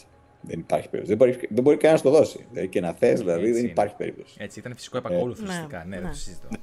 Και πιστεύω και ο ίδιος αυτός που με έφερε τότε, πιστεύω το μετάνιωσε στο τέλος. Για τον λόγο ότι είχαμε τόσες πολλές ιστορίες, τόσες πολλές φασαρίες, που ήταν απίστευτο. Ήταν μια απίστευτη διαδικασία. Όπως και η Αμερική, το πρόβλημα πάντα είναι και η βίζα. Τι βίζα θα κάνεις. Και κάθε βίζα είναι τελείως διαφορετική με τις δικές της απαιτήσεις. Εγώ, για παράδειγμα, ήμουν τότε Οξφόρδη. Είχα πει, OK, αφού πήρα έκανε 2 χρόνια έκανα. Από τη στιγμή που είπαμε θα φύγω Αμερική μέχρι να έρθω Αμερική, μου πήρε 2 χρόνια. Δεν είναι μια διαδικασία εύκολη. Για το λόγο ότι στην Αμερική έρχεσαι χωρίς το αμερικάνικο το AMCA, το Social Security Number. Αυτό χρειάζεται. Και κάνει καιρό να το πάρεις. Θέλει να πάρεις μια βίζα. Πρέπει να ανοίξεις έναν τραπεζικό λογαριασμό από το 0. Πρέπει να έχεις ιατρική άδεια. Είναι πάρα πολλοί πράγματα που δεν τα σκέφτεσαι εξ αρχής και το καθένα παίρνει το χρόνο του και είναι ένας φαύλος κύκλος, γιατί το ένα προϋποθέτει το άλλο. Δεν μπορείς να πάρεις, για παράδειγμα, συμβόλαιο από το νοσοκομείο χωρίς να έχεις ιατρική άδεια. Δεν μπορείς να πάρεις ιατρική άδεια εάν δεν έχεις Social Security Number, εάν δεν έχεις τα USMLE. Και η βίζα, από τι θα εξαρτηθεί η βίζα. Με την ευκαιρία, μιας και αναφέραμε την Αμερική, εκεί η καθημερινότητα του γιατρού πώς είναι ακριβώς, δηλαδή εσείς πήγατε σε μια θέση που ακριβώς, σε ποιο νοσοκομείο? Είναι διαφορετικό, πιστεύω. Στην Αμερική το σύστημα είναι τελείως διαφορετικό από την Ευρώπη, από ό,τι και να έχετε συνηθίσει. Δεν υπάρχουν αυτά τα days off που υπάρχουν εύκολα στην Ευρώπη. Δεν νοείται να μείνεις στη δουλειά. Στην Ευρώπη, θυμάμαι, έπαιρνα πολλές άδειες. Είχα άδειες πολλές και πρέπει να τις πάρεις και όλες τις άδειες. Δηλαδή, μας λέγανε πάρε τις άδειές σου, μην αφήσεις τις άδειές σου. Οπότε θυμόμουν όταν ήμουν στην Αγγλία, μια φορά το μήνα θα μπορούσα να πάω στην Ελλάδα ή θα μπορούσα να πάω κάπου αλλού. Δηλαδή, έκανα τις περιοδίες μου. Στην Αμερική δεν υπάρχει. Αν και έχω πολλή άδεια, έχω πάρα πολλή άδεια. Μπορούσα να πάρω 6 εβδομάδες το χρόνο άδεια. Πάνω από 2 δεν υπάρχει περίπτωση να πάρω. Γιατί είναι η νοοτροπία του συστήματος. Στην Ευρώπη δουλεύεις για να ζεις, εδώ πέρα ζεις για να δουλεύεις. Είναι τελείως διαφορετική νοοτροπία, είναι πολύ απαιτητικό το σύστημα και πρέπει συνέχεια να δουλεύεις και να παράγεις. Και επίσης αυτό είναι γεγονός, γιατί για εμάς η ιατρική πράξη στην Αμερική μετράται με τα RVUs. Είναι μια μονάδα μέτρησης, για παράδειγμα. Βλέπω εγώ ένα ασθενή και γράφω ένα σημείωμα. Αυτό ισοδυναμεί με τόσα RVUs. Κάνω εγώ ένα χειρουργείο Α. Αυτό είναι τόσα RVUs. Το χειρουργείο Β είναι τόσα RVUs. Οπότε σκεφτείτε για το συμβόλαιό μου, για παράδειγμα, εγώ κάθε πράξη που κάνω και καταγράφω στον υπολογιστή, αυτό το χρησιμοποιεί το management και ξέρει εγώ τι παράγω. Δηλαδή δεν είναι τελείως τυφλό, OK, έκανε κάποια χειρουργία. Το κάθε τι που κάνεις, κάθε ιατρική πράξη, βάζεις μια κεντρική γραμμή, βάζεις μια φλέβα, αλλάζεις ένα τραύμα. Όλα αυτά μετρούνται ένα προς ένα και ξέρουν σε πληρώνουν καλά, σε πληρώνουν πολύ, σε πληρώνουν λίγο. Αυτά παίζουν ρόλο στην Αμερική και γι' αυτό κανένας δεν θέλει να πάρει άδεια. Για παράδειγμα, σε κάνουν να μην θες να πάρεις άδεια, γιατί ξέρεις θα πας πολύ πίσω και από την παραγωγικότητά σου αν το κάνεις αυτό. Και γι' αυτό δεν είναι εύκολο να πάρεις τις άδειές σου. Εδώ πέρα, για παράδειγμα, το ειδικευόμενο, στα χρόνια του ειδικευόμενου είναι δύσκολα. Θα πρέπει να ξυπνάς 4:30 το πρωί για να είσαι στο νοσοκομείο. 4:30 το πρωί θα πρέπει 5 να είσαι στο νοσοκομείο, να κάνεις ήδη μια επίσκεψη. Μετά να κάνεις επίσκεψη με τον chief ειδικευόμενο. Μετά θα κάνεις επίσκεψη με τον ειδικό τον ένα, μπορεί να κάνεις επίσκεψη με τον ειδικό τον άλλο. Είσαι όλη μέρα στο νοσοκομείο. Δηλαδή από τις 4:30 που το ξυπνήσεις μέχρι τις 7-8 το βράδυ, είσαι στο νοσοκομείο. Δεν φεύγεις εύκολα. Και αυτά τα χρόνια της ειδικότητας είναι πολύ δύσκολα. Και δεν ξεφεύγεις από εκεί. Προφανώς εξαρτάται και από την ειδικότητα. Κάποιες ειδικότητες είναι πιο απαιτητικές από τις άλλες. Η χειρουργική είναι τις χειρότερες. Όπως μπορεί να φανταστείτε, γιατί δεν έχεις μόνο τις γνώσεις, έχεις και τις δεξιότητες. Θα πρέπει να κάνεις και τα χειρουργία και τους ασθενείς και όλα. Οπότε απαιτητική καθημερινότητα. Σαββατοκύριακα, παράδειγμα, εγώ δεν έχω Σαββατοκύριακο. Είμαι 24/7. Θα μπορούσε να είναι οποιαδήποτε μέρα, εφημερεύω, δεν εφημερεύω, να είμαι διαθέσιμος να πάω στο χειρουργείο, εφόσον κάποιος χρειαστεί βοήθεια. Δηλαδή, είναι λίγο διαφορετική η νοοτροπία για αρχή και προφανώς και το σύστημα είναι αυτό που σε αναγκάζει να δεις τα πράγματα με διαφορετικό μάτι. Αυτό ακούγεται λίγο απογοητευτικό, θα πω εγώ, και ίσως και επικίνδυνο. Διότι ο γιατρός πρέπει να είναι κάπως ξεκούραστος για να μπορεί να αποδώσει, δεδομένου ότι έχει τεράστια θέση ευθύνης απέναντι στους ασθενείς του. Όταν μας λέτε, ας πούμε, ότι είναι 24 ώρες 24, καθημερινά και έγινε πάρα πολύ για τα ρεπό του και πρέπει να είναι εκεί, δεν είναι μια θέση η οποία χρειάζεται και συνεχώς μελέτη και συνεχώς ανανέωση και φρεσκάρισμα των γνώσεων και επαφή με τον ασθενή. Και δεν είναι και εύκολο πάντα να επικοινωνήσει με τον ασθενή κιόλας. Ήδη ως ειδικευόμενος έχεις ένα πολύ έτσι, δύσκολο πρόγραμμα, αλλά εκεί είναι όλα επί 100, ας πούμε. Ναι. Όχι, ναι, το πρόγραμμα δεν έχει καμιά σχέση με τις Ευρώπης. Δηλαδή, Ευρώπη, θυμάμαι, στην Αγγλία είχε αλλάξει το σύστημα. Κάνανε μια εφημερία το βράδυ, το πρωί φεύγανε. Να πάνε να κοιμηθούν 12 ώρες. Στην Αμερική συνήθως δεν γίνεται αυτό. Δηλαδή και να στο αφήνει το σύστημα να το κάνεις. Πολλές φορές οι ειδικευόμενοι μπορούν να έχουν κάποιο χρόνο off. Μια μέρα της εβδομάδας μπορεί να λείπουν για ξεκούραση. Πολλοί επιλέγουν να μην την πάρουν. Δηλαδή, όντως θες να μάθεις όσο πιο πολλά μπορείς. Δηλαδή, και αυτό τους λέω, τα 4-5 χρόνια της ειδικότητας είναι τότε που θα πρέπει να πατήσεις γκάζι. Θα πρέπει να συνηθίσεις στα ωράρια. Και το λόγο ότι είναι περιορισμένα τα χρόνια που μαθαίνεις και είναι αυτά τα χρόνια που θα χρησιμοποιήσει οποιοδήποτε για να σου δώσει μια δουλειά. Γιατί και προφανώς θα πάρεις τα γράμματα από τους attendings και να δεις κατά πόσο μπορείς να ακολουθείς τα προγράμματα και μπορείς να ανταποκριθείς σε απαιτητικά προγράμματα. Και απ' την άλλη, οι δεξιότητες θα φανούν απευθείας. Εδώ στην Αμερική το θέμα ποιο είναι? Δεν υπάρχει μονιμότητα.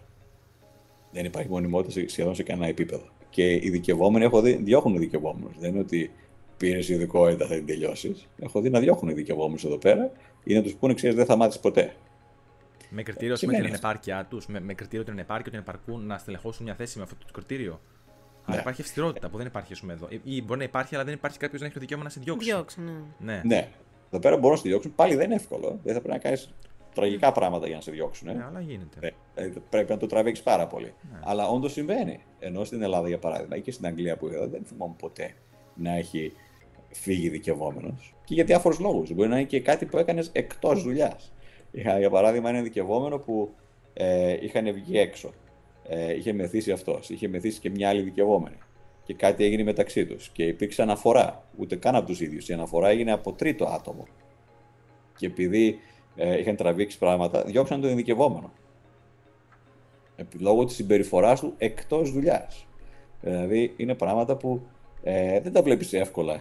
Όχι, σε άλλα συστήματα. Όχι, δεν βλέπουμε ποτέ. Ναι, εδώ πέρα. Ναι.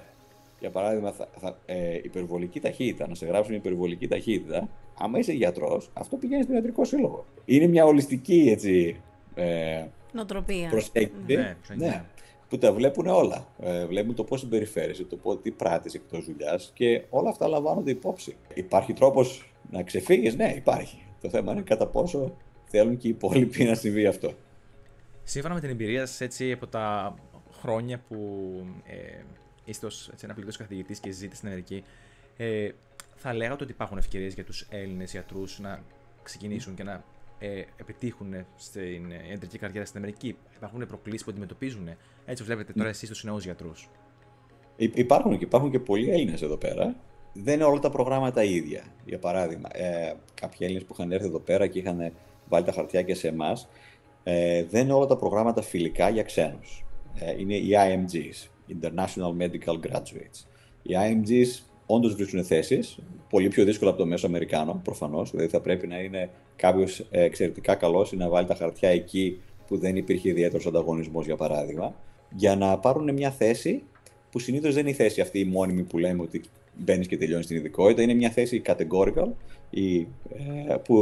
που θα πρέπει δηλαδή μετά από την preliminary να πας σε categorical και να αλλάξεις λίγο τον τρόπο που θα κάνεις την ειδικότητα. Υπάρχουν ευκαιρίες, συγκεκριμένα νοσοκομεία δίνουν πιο πολλές ευκαιρίες από άλλα. Το δικό μου, για παράδειγμα, δεν το πρότεινε κανέναν να βάλει τα χαρτιά, γιατί για όλα τα χρόνια ποτέ δεν πήραν κάποιο ξένο χωρίς να έχει τελειώσει, κάποιο που να μην έχει τελειώσει δηλαδή Αμερική, για ειδικότητα. Βέβαια, στο τμήμα μου, όλοι οι χειρουργοί που είμαστε, όλοι οι καθηγητές, είμαστε όλοι ξένοι. Δεν υπάρχει ούτε ένας του αμερικάνικου συστήματος. Οπότε, σε διαφορετικά επίπεδα είναι τελείως διαφορετική αντιμετώπιση. Αλλά για τους ειδικευόμενους, προφανώς και θα πριμοδοτήσουν αυτούς που έχουν τελειώσει στην Αμερική. Οι Έλληνες εδώ πέρα έχουν πάρα πολύ καλή φήμη, οπότε είναι καλό αυτό, γιατί ξέρουν ότι οι Έλληνες θα έρθουν εκεί πέρα γνωρίζοντας το τι θα τραβήξουν και γνωρίζοντας ότι θα έρθουν για ένα συγκεκριμένο λόγο, για να κάνουν την καλύτερη δυνατή εκπαίδευση.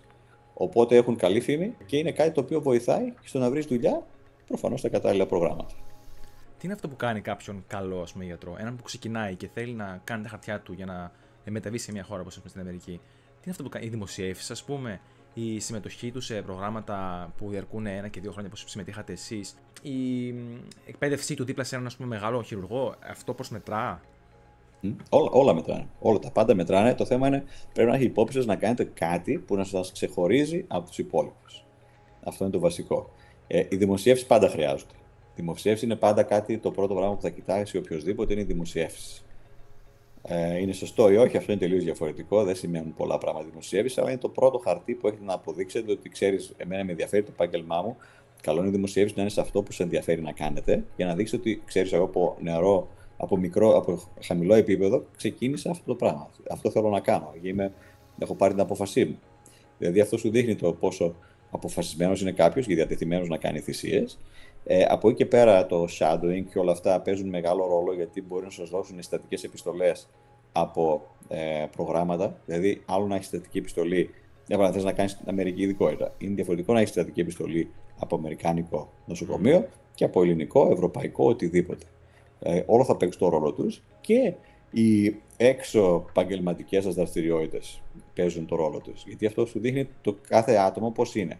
Για παράδειγμα, πάντα παίζει ρόλο η προσωπικότητα. Εγώ τώρα που ψάχνω, για παράδειγμα, να βρω κάποιον συνάδελφο χειρουργό για το πρόγραμμά μου, δεν με ενδιαφέρει τόσο πολύ τα skills και τι έχουν και όλα αυτά. Πρέπει να είναι κάποιο άτομο το οποίο να ταιριάξω κιόλας. Να είναι κάποιο άτομο που να ξέρω θα πιέζει το πρόγραμμα, που θα προσπαθεί να κάνει το καλύτερο δυνατό, που θα δείξει ότι είναι committed στο πρόγραμμα. Όλα αυτά παίζουν τον ρόλο τους. Η προσωπικότητα είναι η βασική που θα δει σε κάποιον και οι εξωσχολικές ενασχολήσεις από το επάγγελμα αυτό που θα καθαυτώ στα διάφορα επίπεδα της καριέρας. Τώρα έτσι δεν σας κρύβω ότι η δημοσίευση είναι κάτι που με αγχώνει, διότι μας λένε πολλοί καθηγητές κάντε δημοσίευση, αλλά γιατί να κάνεις όμως, δηλαδή δεν έχουμε αποφασίσει καλά τι ειδικότητα θέλουμε και νιώθουμε ήδη μία πίεση ότι πρέπει να κάνουμε το κάτι παραπάνω σε κάτι το οποίο δεν ξέρουμε τι θέλουμε. Ναι, φαντάζομαι, ας πούμε, ο κ. Βρακάς αναφέρεται σε ειδικευόμενους οι οποίοι έχουν αποφασίσει ή και σε φοιτητές ακόμα, όσο πιο νωρίς, τόσο πιο καλύτερα, αλλά όσο πιο νωρίς φαντάζομαι δεν εννοούμε τρίτο έτος για τη ιατρική. Εννοούμε κάποιος να τελειώσει, έτσι δεν είναι? Το να κάνει κάποιος, ας πούμε, αυτό που είπε το shadowing, ας πούμε, να ακολουθήσει, θα είναι μετέπειτα, θα είναι στο τελείωμα της ιατρικής. Ναι, κάπως έτσι. Σίγουρα και αυτό παίζει τον ρόλο του. Βέβαια είναι διαφορετικό το σύστημα της Αμερικής, για το λόγο ότι οι ειδικευόμενοι εδώ είναι και πιο μεγάλοι ηλικιακά. Γιατί πρώτα έχουν τελειώσει ένα άλλο πτυχίο. Στην Αμερική κάνεις 4 χρόνια ένα πτυχίο και μετά κάνεις την ιατρική. Δεν υπάρχει ιατρική όπως υπάρχει εκτός Αμερικής. Φοιτητές ιατρικής δηλαδή ήδη έχουν φοιτήσει βιολογία ή οτιδήποτε άλλο έχουν κάνει και μετά μπαίνουν στην ιατρική, οπότε ήδη ξέρουν στο περίπου τι να κάνουν και ήδη έρχονται και προσπαθούν από νωρίς δηλαδή να κάνουν δημοσιεύσεις. Γιατί ήδη ξέρουν και από την προηγούμενη σχολή ότι οι δημοσιεύσεις μετράνε. Δεν είναι απλό, είναι δύσκολο να κάνεις δημοσιεύσεις. Το θέμα είναι εάν καταφέρετε να σκεφτείτε τι περίπου θέλετε να κάνετε, μετά άμα προσεγγίσετε κάποιον από τους ειδικούς ή κάποιον από τους ειδικευόμενους και αυτά, εδώ πέρα έχω πάρα πολλούς φοιτητές που έρχονται και ζητάνε ήδη τους projects. Ζητάνε projects, τι να κάνουμε, πώς να βοηθήσουμε. Και πάντα υπάρχουν κάποια projects που μπορούν να ασχοληθούν και τα οποία θα οδηγήσουν για αρχή το πιο εύκολο να στείλετε δημοσιεύσεις για συνέδρια. Είναι το πιο εύκολο πράγμα να κάνετε. Πολλές φορές κάποια συνέδρια, αυτό που θα στείλετε, το paper που θα στείλετε, μπορεί να δημοσιευτεί κιόλας. Να γίνουν τα conference proceedings. Δηλαδή θα μπορεί από ένα απλό συνέδριο να αποκτήσει μια δημοσίευση. Και αυτό μπορεί να συμβεί. Αλλά πρέπει προφανώς να ξέρετε ποια είναι τα συνέδρια αυτά που το κάνουν και ποια άλλα papers θα μπορέσετε να ασχοληθείτε στο συγκεκριμένο τομέα που σας ενδιαφέρει. Τα papers είναι papers και όντως μετράνε. Δηλαδή και να αποφασίσετε να αλλάξετε λίγο τον τομέα, πάλι θα μετρήσετε ότι έχετε paper από κάποιο άλλο. Θα σας ρωτήσουν για ποιο λόγο κάνετε paper εκεί και θα απαντήσετε. Τότε με ενδιαφέρει εκείνο. Αυτό θεωρούσα να κάνω. Μετά άλλαξα και νομίζω ότι αυτό είναι πιο συγκεκριμένο και πιο σημαντικό για μένα. Οι συνεντεύξεις παίρνουν πολύ μεγάλο ρόλο. Η συνεντεύξη είναι αυτό το οποίο θα σας βγάλει εκεί έξω και θα μπορέσετε να πάρετε τη μία θέση από κάποιον άλλον. Είναι το πώς κάποιος θα μπορέσει να ανταποκριθεί σε μια συνέντευξη και το τι θα πει. Υπάρχουν πολλά βιβλία για να διαβάσετε γι' αυτό και να ξέρετε πώς να απαντήσετε στις ερωτήσεις χωρίς να κάνετε λάθη. Για παράδειγμα, η ερώτηση «Πού βλέπεις τον εαυτό σε 5 χρόνια?» Okay. Ή είσαι στο εξωτερικό και θες να κάνεις ειδικότητα. Σκέφτεσαι να επιστρέψεις στην πατρίδα σου μετά την ειδικότητα. Όλα αυτά υπάρχουν συγκεκριμένες απαντήσεις. Είναι παγίδα, ναι. Γιατί σου λέει θα σε εκπαιδεύσω εγώ και θα φύγεις, ή απ' την άλλη θα σε εκπαιδεύσω και θα μου μείνει το κεφάλι μου. Εξαρτάται πώς το πάρει κάποιος.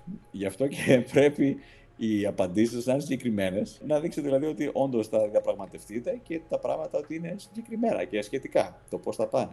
Εγώ θέλω να σας ρωτήσω, όταν έτσι το επάγγελμα του γιατρού είναι απαιτητικό από μόνο του, πώς έτσι μπορεί να διαχειριστεί κανείς την ένταση και τις απαιτήσεις, ειδικά σε μια χώρα και σε ένα περιβάλλον που είναι τόσο ανταγωνιστικό όπως είναι η Αμερική? Υπάρχει ένταση, Υπάρχει ένταση και στην Αμερική δεν φεύγει και ποτέ ένταση. Δηλαδή, θυμάμαι στην Αγγλία το κεφάλι μου ήταν πιο ήσυχο. Ενώ εδώ πέρα τα πάντα είναι σχετικά, τα πάντα αλλάζουν, τα συμβόλαια είναι διαφορετικά. Δεν υπάρχει, για παράδειγμα, η Αγγλία έχει ένα κοινό συμβόλαιο. Δηλαδή, είσαι consultant. Έχει ένα ορισμένο μισθό. Έχει ορισμένα καθήκοντα. Αυτά στην Αμερική είναι όλα σχετικά. Κάθε χειρουργός είναι διαφορετικός. Το κάθε ένας έχει δικό του συμβόλαιο. Έχει τα δικά του καθήκοντα. Έχει τις δικές του απαιτήσεις. Μπορείς να ζητήσεις ό,τι θέλεις και να σου ζητήσουν και ό,τι θέλουν. Οπότε όλα είναι σχετικά και γι' αυτό υπάρχει και το πιο μεγάλο στρες. Αυτό για παράδειγμα για τα RVUs που σας λέω. Για να έχεις RVUs για το συμβόλαιό σου, σου λέει σου δίνουμε ένα τάδε μισθό. Εάν εσύ δεν φτάνεις σε αυτό το μισθό, τότε εμείς μπορούμε να σου μειώσουμε το συμβόλαιο. Γιατί δεν βγάζεις τα λεφτά που σου δίνουμε. Ή άμα βγάζεις πολύ περισσότερα από αυτά, τότε και εσύ θα ζητήσεις, ξέρεις, εγώ θέλω αύξηση. Αυτό δηλαδή φέρνει το έξτρα stress σε αυτό το περιβάλλον. Αλλά στο τέλος είναι κάτι που συνηθίζεις. Όπως με όλα τα άλλα που θα κάνετε στη ζωή σας, θα συνηθίσετε στο τέλος και θα ξέρετε πια τι περιμένει κάποιος από εσάς. Έχω ξεκινήσει, για παράδειγμα, έχω ξεκινήσει τη διαδικασία τώρα για προαγωγή μου. Παραπληρωτής να γίνω full καθηγητής. Άλλη μια διαδικασία τώρα, επώδυνο, πάρα πολλά χαρτιά να συγκεντρώσεις. Να συγκεντρώσεις όλη σου τη ζωή. Όλα τα χαρτιά, όλα τα papers που έχεις γράψει, όλες τις θέσεις που έχεις κάνει, πόσες ευχαριστήσεις επιστολές έχεις πάρει. Τα πάντα μετράνε και όλα αυτά θα πρέπει δηλαδή να τα βάλετε σε μια σειρά για να βοηθήσει τον εαυτό σας. Και γι' αυτό και καλό είναι, για παράδειγμα, και μακροχρόνια να κρατάτε λεπτομερή αρχεία από αυτά τα οποία κάνετε. Γιατί αυτά που κάνετε τώρα μπορεί να λέτε «Α, και εγώ τα θυμάμαι». Ύστερα από λίγα χρόνια δεν θυμάστε τίποτα από αυτά που κάνατε.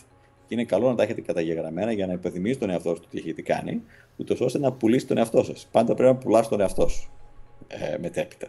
Αυτό δεν γίνεται στην Ελλάδα, δεν είναι τόσο εύκολο και δεν προωθείται από το σύστημα. Αλλά εδώ πέρα που είναι ένα σύστημα ιδιωτικό, πρέπει να πουλάς τον εαυτό σου. Πρέπει να κάνεις το καλύτερο δυνατόν, ούτως ώστε να ξέρουν ότι είσαι ο καλύτερος, είσαι καλύτερη.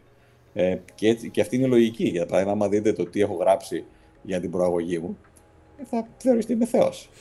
Αλλά είναι αυτό το οποίο προωθεί το σύστημα. Το σύστημα σου λέει ότι αυτό πρέπει να κάνεις. Άμα εσύ δεν πιστεύεις στον εαυτό σου, τότε εμείς γιατί να πιστέψουμε σε σένα. Έτσι είναι. Είναι έτσι. Και πρέπει από μικρή ακόμα να καταλάβετε ότι αυτό είναι το οποίο θέλει το σύστημα. Πρέπει να πουλάτε τον εαυτό σας. Και να πιστεύουμε και στις δυνατότητές μας. Γιατί καμιά φορά οι φοιτητές ιατρικής έχουμε. Δεν ξέρω αν είναι δόκιμος impostor syndrome, έτσι το λένε. Ότι είμαστε ανεπαρκείς. Νιώθουμε ότι υπάρχει μια ητοπάθεια, ότι δεν είμαστε αρκετά καλοί, ότι δηλαδή πάντα έχουμε έτσι μια τάση να μην νιώθουμε ότι πατάμε γερά στα πόδια μας να διεκδικήσουμε πράγματα. Πάντα ισχύει αυτό, σε όλα τα επίπεδα. Δεν θα υπάρχετε σε κανένα επίπεδο που να λέτε «ΟΚ, τώρα τα ξέρω όλα, τώρα δεν υπάρχει θέμα». Αυτό δεν θα γίνει συμβεί ποτέ στη ζωή σας. Δηλαδή θα πιστεύετε θα πάτε ποτέ σε μια εξέταση και θα πείτε «ΟΚ, θα γράψω καλά». Δεν υπάρχει περίπτωση. Δηλαδή, θα γράψετε καλά. Ναι. Ούτως ή άλλως, αλλά ποτέ δεν θα πιστέψετε 100% ότι τα ξέρετε. Ναι. Ποτέ δεν είχα στη ζωή μου το feeling, OK, τώρα τα ξέρω, τώρα θα περάσω, δεν υπάρχει θέμα. Πάντα πηγαίνεις εκεί και λες, θα κοπώ. Αυτό το φόβο νομίζω το έχουν πιο πολύ και αυτοί που είναι καλύτεροι, νομίζω. Ναι. Αυτοί που είναι και λίγο καλύτεροι, και λίγο πιο διαβαστικοί, και λίγο πιο υπεύθυνοι έχουν μεγαλύτερο φόβο. Αυτοί που είναι και λίγο άγρια κινδύνου και λίγο. Ναι. Νομίζω είναι και στον άνθρωπο καμιά φορά. Ναι, όντως. Να περάσουμε λίγο στις μεταμοσχεύσεις, μιας που ασχολείστε εμπεριστατωμένα με αυτό το αντικείμενο. Ουσιαστικά μας είπατε ότι σας ενδιαφέρει το κομμάτι αυτό και ήταν πιο ενδιαφέρον και όχι τόσο βαρετό σε σχέση με τα υπόλοιπα. Σας κρατούσε έτσι πιο ζωντανό τη φλόγα. Ναι, τη φλόγα. Ποια ήταν η μεγαλύτερη πρόκληση που έχετε συναντήσει μέχρι σήμερα σε μια μεταμόσχευση, τόσο τεχνικά όσο και ψυχολογικά? Γιατί φαντάζομαι ότι οι μεταμοσχεύσεις πάντα, αναλόγως και το όργανο βέβαια και τον ασθενή, έχουν και ένα ψυχολογικό αντίκτυπο στο γιατρό. Ναι. Καλά, κάθε περιστατικό έχει τις απαιτήσεις του και κάθε τι είναι διαφορετικό. Ναι. Δύσκολο να πω ότι κάποια περιστατικά είναι πολύ πιο δύσκολα. Προφανώς οι τεχνικές απαιτήσεις είναι τελείως διαφορετικές συχνά. Θυμάμαι για παράδειγμα από Οξφόρδη που είχα αρκετά βαριά περιστατικά μεταμοσχεύσεις όλων των κοιλιακών οργάνων. Είναι περιστατικά τα οποία σε οθούν στα άκρα. Δηλαδή περιστατικά που πάρουν 24 ώρες ή περιστατικά που ξέρεις ότι το follow-up θα είναι πάρα πολύ απαιτητικό. Δεν είσαι με τους ασθενείς, ειδικά από τα πολύ μεγάλα χειρουργεία που είναι μετρημένα, δεν είσαι με τους ασθενείς και θες να πάνε όλοι καλά. Στις μεταμοσχεύσεις βέβαια υπάρχουν πάρα πολλοί απρόβλεπτοι παράγοντες που μπορεί να δημιουργήσουν οι καταστάσεις. Γιατί οι μεταμοσχεύσεις πέρα από τις τεχνικές απαιτήσεις τους έχουν τη φαρμακολογία, έχουν την ανοσοκαταστολή, έχουν άλλα πράγματα που έχουν να σου δυσκολέψουν τη ζωή. Οπότε εκεί πέρα είναι πολλά περιστατικά που σκέφτεσαι ποια είναι η καλύτερη επιλογή, πώς μπορέσω να βοηθήσω τον ασθενή και είναι αυτές δηλαδή τα μεγάλα χειρουργεία που τα σκέφτεσαι και θέλεις και να βοηθήσεις τον ασθενή, αλλά και απ' την άλλη μπορεί πολλές φορές να δημιουργηθούν καταστάσεις που δύσκολα να ξεπεράσει ο όποιος ασθενής. Είναι αυτά τα περιστατικά. Για παράδειγμα, το πρώτο περιστατικό που είχαμε κάνει παλιότερα, κάναμε αρκετά πρώτα περιστατικά όταν ήμουν Οξφόρδη. Είχαμε για παράδειγμα μεταμόσχευση για μια ένδειξη που δεν υπήρχε παλαιότερα. Είχαμε ανεχείρητους όγκους κοιλιάς, δηλαδή που είναι ένας εκτεταμένος όγκος που περιλαμβάνει και αφαιρεί πολλά όργανα. Αυτό συνήθως είναι ανεχείρητο. Και είχαμε ένα νεαρό, θυμάμαι τότε, ένα 30 χρονών πόσο ήταν, που είχε ένα τέτοιο ανεχείρητο όγκο, ένα ψευδομίξωμα περιτονέου, παρότι τη νεαρή ηλικία ήταν πολύ εκτεταμένος όγκος και το στείλαν σπίτι του να πεθάνει. Και αυτό τότε μας προσέγγισε αν μπορούμε να κάνουμε κάτι. Και τότε είναι που ξεκινάει η διαδικασία. Πώς να καταφέρω να το ξεπεράσω, τι μπορούμε να κάνουμε, τι μπορούμε να προσφέρουμε. Το πρώτο περιστατικό δηλαδή, που κάναμε τότε για να αφαιρέσουμε όλα τα κοιλιακά όργανα, πήρε 24 ώρες. Επαιτητικό χειρουργείο, πολλές ομάδες μαζί. Δεν είναι η ίδια ομάδα συνέχεια. Διαφορετικές ομάδες κάνουν διαφορετικά πράγματα σε αυτό. Και ο ασθενής παίζει σε άλλες 2 εβδομάδες. Δηλαδή, σκεφτείτε παρά τις απαιτήσεις, παρά ότι το χειρουργείο ήταν επιτυχημένο. Για το λόγο ότι βγάλαμε όλο τον όγκο και βάλαμε όλα τα καινούρια όργανα. Ανταλλάξαμε όλα τα όργανα με καινούρια. Όλα αυτά πήγανε καλά. Αλλά ο ασθενής ήταν τόσο καταβιβλημένος λόγω της μακροχρόνιας νόσου που είχε, που δεν τα κατάφερε. Και είναι περιστατικά που ξέρεις, τα σκέφτεσαι συνέχεια και πες, το έκανα σωστά, έπρεπε να το κάνω αυτό. Μήπως ήταν πολύ αργά για τον ίδιο και δεν έπρεπε να το κάνουμε. Αλλά αυτά πολλές φορές δεν τα ξέρεις μέχρι να το κάνεις. Και γι' αυτό είναι περιστατικά που σε επηρεάζουν και μακροχρόνια. Στις μεταμοσχεύσεις, πώς επηρεάζει η έλλειψη των μοσχευμάτων στη δουλειά σας και ποιοι είναι οι τρόποι αντιμετώπισης αυτού του προβλήματος? Πάντα υπάρχει έλλειψη οργάνων, δεν έχουμε αρκετά. Υπάρχουν στην Αμερική για μεταμοσχεύσεις νεφρού. Υπάρχουν 100.000 άνθρωποι στη λίστα. Από αυτούς, δύσκολο να πούμε, νομίζω γύρω στους 16.000 που κάνουμε το χρόνο περίπου. Οπότε σκεφτείτε ένα πολύ μεγάλο ποσοστό δεν θα μεταμοσχευθεί. Πολλοί θα πεθάνουν πάνω στη λίστα. Ειδικά άτομα διαβητικοί με νεφρική ανεπάρκεια είναι αυτοί που δεν πηγαίνουν καλά. Έχουν ένα προσδόκιμο ζωής 8 χρόνια γενικά. Αν είσαι διαβητικός και χρειαστείς για παράδειγμα αιμοκάθαρση, τα πράγματα δεν θα πάνε καλά μακροχρόνια και χρειάζεσαι μια μεταμόσχευση γρήγορα. Τρόποι που βρίσκουμε για να βρούμε πιο πολλά όργανα. Προσπαθούμε και χρησιμοποιούμε όργανα που παλιότερα δεν θα χρησιμοποιούσε κάποιος, για τον λόγο ότι δεν είναι τέλεια. Αλλά έχουμε ήδη καινούριες τεχνικές να μπορούμε να εκτιμήσουμε τα όργανα. Για παράδειγμα, νεφρό με οξία νεφρική ανεπάρκεια στο δότη. Παλιά δεν το χρησιμοποιούσαν. Πλέον το χρησιμοποιούμε. Για τον λόγο ότι λαμβάνουμε υπόψη πολλά δεδομένα. Ήταν φυσιολογική η νεφρική λειτουργία πριν από αυτό το γεγονός. Okay. Έχει ούρα ο ασθενής τώρα. Έχει ορισμένη ούρα που μπορούν ανά ώρα. Κάνουμε μια βιοψία. Πώς είναι το νεφρικό παρέγχημα? Είναι φυσιολογικό. Το βάζουμε σε αντλία νεφρού. Μπορούμε εύκολα να περάσουμε το υγρό από μέσα χωρίς να έχουμε αυξημένες αντιστάσεις. Δηλαδή, προσπαθούμε και βρίσκουμε τρόπους και για να μπορούμε να εκτιμήσουμε τα όργανα όταν αυτά τα ίδια δεν λειτουργούν καλά σε μια οξία φάση, γιατί ξέρουμε θα επανέλθουν. Ξέρουμε θα επανέλθουν εφόσον υπάρχουν ορισμένες προϋποθέσεις. Το να το κάνεις τυφλά, δηλαδή χωρίς να κάνεις τις εκτεταμένες αυτές εξετάσεις, προφανώς και είναι μεγάλο ρίσκο. Αλλά όταν είναι ο κίνδυνος, πολλές φορές μπορεί είναι κάτι που να μπορείς να το εκτιμήσεις. Είναι το calculated risk.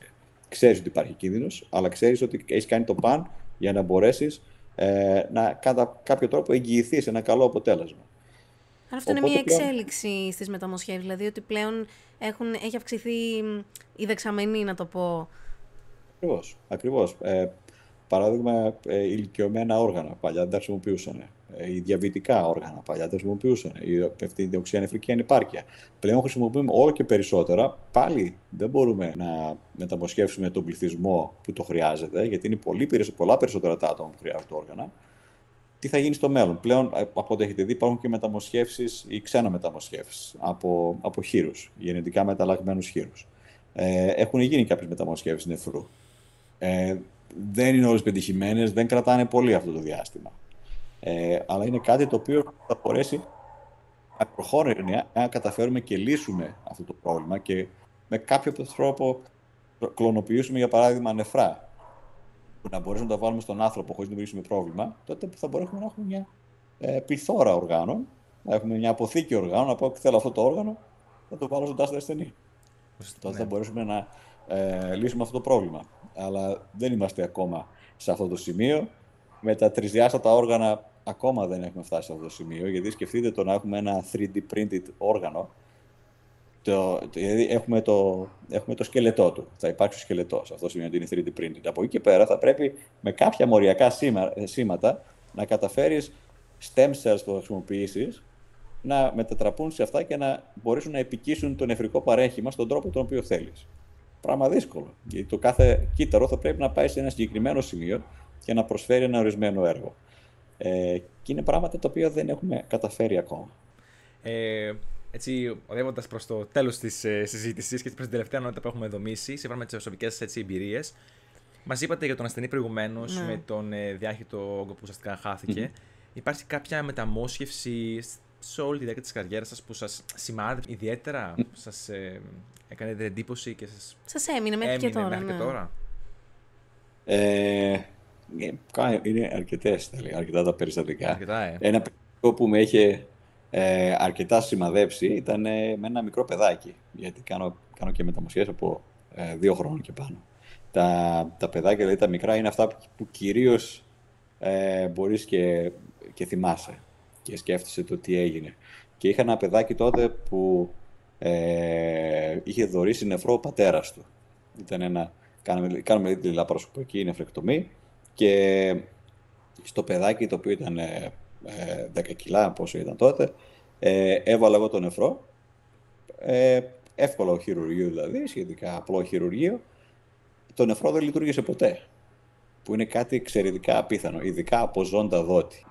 Αυτό με πτωματικές μεταμοσχεύσεις αυτό μπορεί να συμβεί. Okay. Πάλι εξαιρετικά απίθανο με όλες τις εξετάσεις που κάνουμε. Αυτό το νεφρό δεν λειτουργήσε ποτέ και ποτέ δεν καταλάβαμε το τι έγινε. Okay. Ειδικά όταν το γονιδίαμα το μισό είναι και του πατέρα, έτσι. Ναι, βέβαια. Σκεφτείτε ότι ο πατέρας έδωσε το παιδί. Okay. Δηλαδή είναι αυτό που λέμε το never event για τη μεταμόσχευση. Δηλαδή τώρα ζώντας δότης να δώσει το παιδάκι του και να μην λειτουργήσει ποτέ το νεφρό είναι κάτι που δεν θες καν να το σκέφτεσαι. Δηλαδή είναι ένα γεγονός που μπορεί να κλείσει ένα πρόγραμμα. Αυτό εδώ από μόνο του. Ένα περιστατικό να έχει τέτοιο. Και είχαμε αυτό το περιστατικό που ήταν και στις πρώτους μήνες που είχα έρθει στη Φλόριντα. Προφανώς όλοι λέγανε τι έγινε και δεν καταλάβαμε ποτέ τι έγινε, για ποιο λόγο αυτό το νεφρό δεν λειτουργήσε. Ήταν θέμα το πώς το βγάλαμε, ήταν θέμα το πώς κάναμε flash να βγάλουμε το αίμα από μέσα, ήταν θέμα το πώς το διατηρήσαμε όσο ήταν εκτός σώματος. Βέβαια το καλό είναι ότι είχαμε και αίσιο τέλος, για το λόγο ότι είπαμε ότι αυτό το νεφρό κάναμε τα πάντα, δεν λειτουργεί για τον ένα ή τον άλλο λόγο. Για παράδειγμα, λέγαμε τότε ότι δεν ενυδάτωσαν το παιδί σωστά. Γιατί ήταν πολύ αφυδατωμένο όταν κάναμε το χειρουργείο και το κράτησαν αφυδατωμένο όλο το βράδυ. Οπότε πιθανό η παροχή αίματος να μην ήταν αρκετή. Πολλά πράγματα. Από εκεί και πέρα εσύ και κάνει investigation, να δεις τι γίνεται, γιατί είναι κάτι που δεν μπορείς καν να το φανταστείς. Τέλος πάντων, επειδή και δεν είχαμε κάποια λύση, βάλαμε το παιδί πάλι στη λίστα μεταμοσχεύσεων. Το καλό είναι ότι εάν πεις ότι το όργανο δεν λειτουργεί μέσα σε 1 μήνα, αυτά τα άτομα βρίσκονται στην κορυφή της λίστας. Θα πάνε απευθείας ψηλά στη λίστα, όπως και έγινε, και ειδικά με τα παιδάκια. Οπότε 2 μήνες μετά το αρχικό χειρουργείο, το ξαναέβαλα χειρουργείο, με νεφρό από τη λίστα αυτή τη στιγμή. Οπότε μετά τα πράγματα πήγαν πολύ καλά. Οπότε αίσιο τέλος, αλλά μια τεράστια περιπέτεια. Και σκεφτείτε το άγχος του χειρουργού να χειρουργήσει ένα μικρό παιδάκι. Βέβαια. Και να βλέπουν οι γονείς και να λένε τι γίνεται. Και να μην μπορείς να το εξηγήσεις, να πεις δεν ξέρω τι έγινε. Αλλά έγιναν πολύ καλά. Εντάξει, το παιδάκι μεγαλώνει πλέον, είναι Είναι πολύ πιο μεγάλο τώρα. Μου στέλνει ζωγραφιές, το ένα τ' άλλο, αλλά σκεφτείτε το άγχος που περνάς να σκέφτεσαι τι έγινε. Και δεν μπορώ να βοηθήσω. Πολύ μεγάλη πρόκληση. Πολύ μεγάλο. Ειδικά όταν κάποιος έχει και μια προπηρεσία. Δεν το συζητώ. Και είναι και η ηλικία του παιδιού, δηλαδή είναι και ο ασθενής. Δεν είναι, ας πούμε, ένας 80χρονος, δανείζομαι, που λες εντάξει, έχει ζήσει τη ζωή του. Είναι. Και πάλι είναι πιο ευαίσθητο. Και πάλι, αλλά είναι πιο βαρύ για το χειρουργό, ας πούμε. Ναι. Για εμάς είναι ότι χειρότερο. Εντάξει, ξέρεις, ένα παιδάκι να έχει επιπλοκή και ειδικά τέτοιου μεγέθους είναι κάτι που δεν μπορείς καν να φανταστείς ότι ποτέ θα το έχεις στην καριέρα σου. Οπότε σκεφτείτε και οι γονείς. Στα παιδάκια πάντα είναι οι γονείς. Προφανώς και σκέφτεται το παιδάκι το ίδιο, αλλά είναι και οι γονείς που σκέφτονται τι γίνεται. Τα δώσαμε όλα, κάναμε τον νεφρό και όλα αυτά και το παιδάκι μας δεν είναι υγιές. Αλλά εντάξει, τέλος καλό, όλα καλά. Αλλά σκεφτείτε ότι είναι αυτά τα γεγονότα στην καριέρα που σας σημαδεύουν. Θα θέλαμε να σας ρωτήσουμε, έτσι, αν μπορούσατε να γυρίσετε τον χρόνο πίσω, υπάρχει κάτι που θα αλλάζατε ή θα κάνατε διαφορετικά στην καριέρα σας? Εμείς, ας πούμε, πολλές φορές μεταξύ μας αστειευόμαστε που δεν θα διαλέγαμε καν ιατρική. Θα ξεκινούσαμε από πολύ πίσω, δηλαδή. Κοίτα, πολλές φορές το σκέφτεσαι, αλλά από εκεί πέρα, ύστερα από κάποιο σημείο, είναι δύσκολο να κάνεις πίσω και να σκεφτείς κάτι που να μπορέσει να σε ικανοποιεί σαν επαγγελματία. Εγώ, όπως σας είπα εξ αρχής, είχα το δίλημμα να κάνω ιατρική νομική. Από εκεί και πέρα, όταν ήμουν σε εκείνο το επίπεδο, σκεφτόμουν, δεν μπορώ να σκεφτώ τον εαυτό μου να μένω, για παράδειγμα, στην ίδια πόλη στην Ελλάδα, ήμουν και από Δράμα. Δεν μπορώ να σκεφτώ τον εαυτό μου να μείνω στη Δράμα χωρίς να έχω την επιλογή να πάω κάπου αλλού αν το θέλω. Δηλαδή, για μένα τότε στο μυαλό μου ήταν πάρα πολύ δύσκολο το γεγονός να ξέρω ότι αυτή είναι η πόλη μου, εδώ θα μείνω μια ζωή. Προφανώς γίνει και θέμα σκέψης και θέμα αντιμετώπισης γενικά. Δηλαδή, δεν είμαι άτομο εύκολο που θα μπορέσει να μείνει κάπου χωρίς να κοιτάξει τρόπο να βελτιώσει τη ζωή του. Δηλαδή, αυτό που μου αφήνει, που δεν μου αρέσει, είναι η άνεση. Είναι αυτό το comfort zone. Εάν είσαι στο comfort zone, είναι ότι χειρότερο. Γιατί όταν σταματάς να προσπαθείς περαιτέρω, σταματάς να προσπαθείς να γίνεις καλύτερος, να κάνεις κάτι καλύτερο. Πώς το διαχειρίζομαι τώρα? Για παράδειγμα, έφτασα σε ένα σημείο τώρα που όλα τα χειρουργία είναι τα ίδια για μένα. Ό,τι πιο δύσκολο και να είναι το όργανο ή ο ασθενής, ξέρω θα το κάνω. Δεν υπάρχει περίπτωση να υπάρχει περιστατικό που να μην κάνω. Οπότε πλέον αυτό που ξεκίνησε είναι πλέον να κάνω ρομποτικά χειρουργία. Κάτι που δεν θα έκανα παλιότερα. Δηλαδή πλέον θα κάνω τη μεταμόσχευση με το ρομπότ. Οπότε ξέρεις, μπαίνεις σε μια διαδικασία, θέλω να μάθω καινούριες δεξιότητες. Θα πρέπει να μάθω να χειρίζομαι το ρομπότ. Θα πρέπει να μάθω να είμαι γρήγορος με το ρομπότ. Οπότε είναι καλό σε διάφορα στάδια της καριέρας σου να προσπαθείς να αποκτάσεις καινούριες προκλήσεις για να μπορείς και να είσαι σε γρήγορση, αλλά και να μην βαριέσαι. Βέβαια. Θα σκεφτόσασταν ποτέ να γυρίσετε στην Ελλάδα? Πάντα το σκέφτομαι να γυρίσω στην Ελλάδα. Το θέμα είναι. Προϋποθέσεις. Ποιες είναι οι προϋποθέσεις στο επαγγελματικό κλάδο, στο επαγγελματικό τομέα, Είναι δύσκολο γιατί, για παράδειγμα, μεταμοσχεύσεις είναι κάτι που κάνω καθημερινά. Okay. Αν γυρίσω στην Ελλάδα, είναι εξαιρετικά απίθανο να κάνω μεταμοσχεύσεις. Καταρχήν, όχι ότι δεν έχω μιλήσει με διάφορα τμήματα, αλλά οι μεταμοσχεύσεις στην Ελλάδα είναι πάρα πολύ περιορισμένες. Οι μεταμοσχεύσεις που μπορώ να κάνω εδώ σε ένα μήνα στην Ελλάδα γίνονται σε ένα χρόνο. Και μιλάμε μόνο για το νοσοκομείο μου. Θα ήταν καλό να μπορέσουμε να έχουμε μια χώρα που να κάνει μεταμοσχεύσεις και να μπορούμε να κάνουμε όσο και πολλές μεταμοσχεύσεις θέλουμε. Και για να σωθεί κόσμος. Έχουν έρθει εδώ, Έλληνες μου έχουν έρθει για μεταμόσχευση από την Ελλάδα. Σκεφτείτε ότι πόσο περιορισμένα τα πράγματα είναι στην Ελλάδα, θα μπορέσει κάποιος να ψάχνει στο εξωτερικό. Οπότε είναι δύσκολο για μεταμοσχεύσεις να γυρίσεις. Γι' αυτό και σκεφτόμουν να γυρίσω σαν γενικός χειρουργός. Προφανώς δεν θα είναι αυτό το οποίο αγαπάω ιδιαίτερως και κάνω κάθε μέρα. Είναι κάτι πιο απλό για μένα. Και γι' αυτό δεν ξέρω κατά πόσο θα είμαι ικανοποιημένος από το να κάνω κάτι τέτοιο σχετικό. Εδώ πέρα που κάνω, για παράδειγμα, με το ρομπότ χειρουργία, χολοκυστεκτομές ή κύλες και τέτοια. Είχα μια ασθενή προχθές που μου λέει: ήταν εξαιρετικό το χειρουργείο, θέλω να είστε ο χειρουργός μου, τι άλλο μπορείτε να κάνετε? Λέω: τα χειρουργία που κάνω καλύτερα να τα αποφύγετε. Δεν κάνω μόνο χολές και κύλες. Τα χειρουργία μου είναι μεταμοσχεύσεις που σας εύχομαι να μην χρειαστείτε. Εμένα έτσι μου δημιουργήθηκε μια άλλη πορεία τώρα. Επειδή είστε και καθηγητής, θα σας ενδιέφερε να επιστρέψετε στην Ελλάδα ως καθηγητής, να είστε στο πανεπιστήμιο και να διδάσκετε?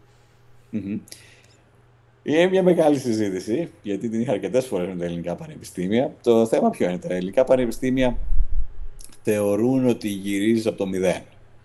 Για παράδειγμα, τώρα σε ένα χρόνο θα είμαι εδώ full καθηγητής. Η Ελλάδα με ζητάει να γυρίσω ως επίκουρος καθηγητής. Πράγμα το οποίο δεν σκοπεύω να κάνω. Φυσικά. Δηλαδή, το να έχω φτάσει σε σημείο της καριέρας μου που να είμαι πλήρης καθηγητής και να θες να γυρίσω από το 0, στο τέλος θα πει κάποιος για ποιο λόγο το έκανες στον εαυτό σου. Καλά. Δεν εξηγείται. Είναι εδώ στο βιογραφικό μου να έχω, είμαι καθηγητής στην Αμερική και γυρίζω επίκουρος καθηγητής σε ένα ελληνικό πανεπιστήμιο. Δεν βλέπω το λόγο να το κάνω αυτό. Οπότε γι' αυτό και πλέον που το έχω σκεφτεί, δεν θέλω να είμαι στο πανεπιστήμιο αυτό το λόγο, γιατί προφανώς και δεν υπάρχουν οι κατάλληλες προϋποθέσεις για επιστροφή. Οπότε αν γυρίσω, θα γυρίσω μόνο για ιδιωτική γενική χειρουργική. Και είναι ο μόνος τρόπος που βλέπω αυτή τη στιγμή. Κάτι προφανώς που το σκέφτομαι κάθε φορά, γιατί και μας λείπει η πατρίδα μας στο εξωτερικό, είναι τελείως διαφορετικά εδώ. Αλλά απ' την άλλη υπάρχουν πάντα αυτά τα τεχνικά προβλήματα. Πώς να γυρίσω, με ποιες προϋποθέσεις, αξίζει τελικά να αφήσω μια καριέρα έξω και να γυρίσω στην Ελλάδα και τι μπορώ να προσφέρω στην Ελλάδα. Έτσι στο τέλος της ημέρας, τι θεωρείτε έτσι είναι αυτό που δίνει τη μεγαλύτερη ικανοποίηση, που εργάζεται ως γιατρός? Είναι δηλαδή η δυνατότητα εξέλιξης κάθε φορά, είναι το ευχαριστώ των ασθενών, είναι όλα μαζί? Ναι, όλα μαζί και δεν θες να είσαι στάσιμος, δηλαδή δεν θες να είσαι στάσιμος στην καριέρα σου, δεν θες να κάνεις πάντα τα ίδια και τα ίδια. Θες συνέχεια να κάνεις κάτι καινούριο για να πετύχεις την ικανοποίηση ότι το κατάφερα και αυτό. Γιατί ύστερα από κάποιο σημείο, που θα το δείτε στην καριέρα σας, όλα είναι ίδια. Μεταμόσχευση νεφρού. Μπορεί να είναι μια πολύ, πολύ δύσκολη μεταμόσχευση. Εντάξει, το θυμάσαι μια-δυο μέρες, θα το ξεχάσεις μετά. Είναι κάτι το οποίο κάνεις τόσο πολύ που μετά λες: όλα είναι ίδια. Η μεταμόσχευση έγινε, ο ασθενής πήγε καλά. Οπότε δεν παίρνεις αυτή την ευχαρίστηση ότι κάνω κάτι συνέχεια διαφορετικό και θες να κάνεις και κάτι καινούριο, να αποκτήσεις νέες δεξιότητες.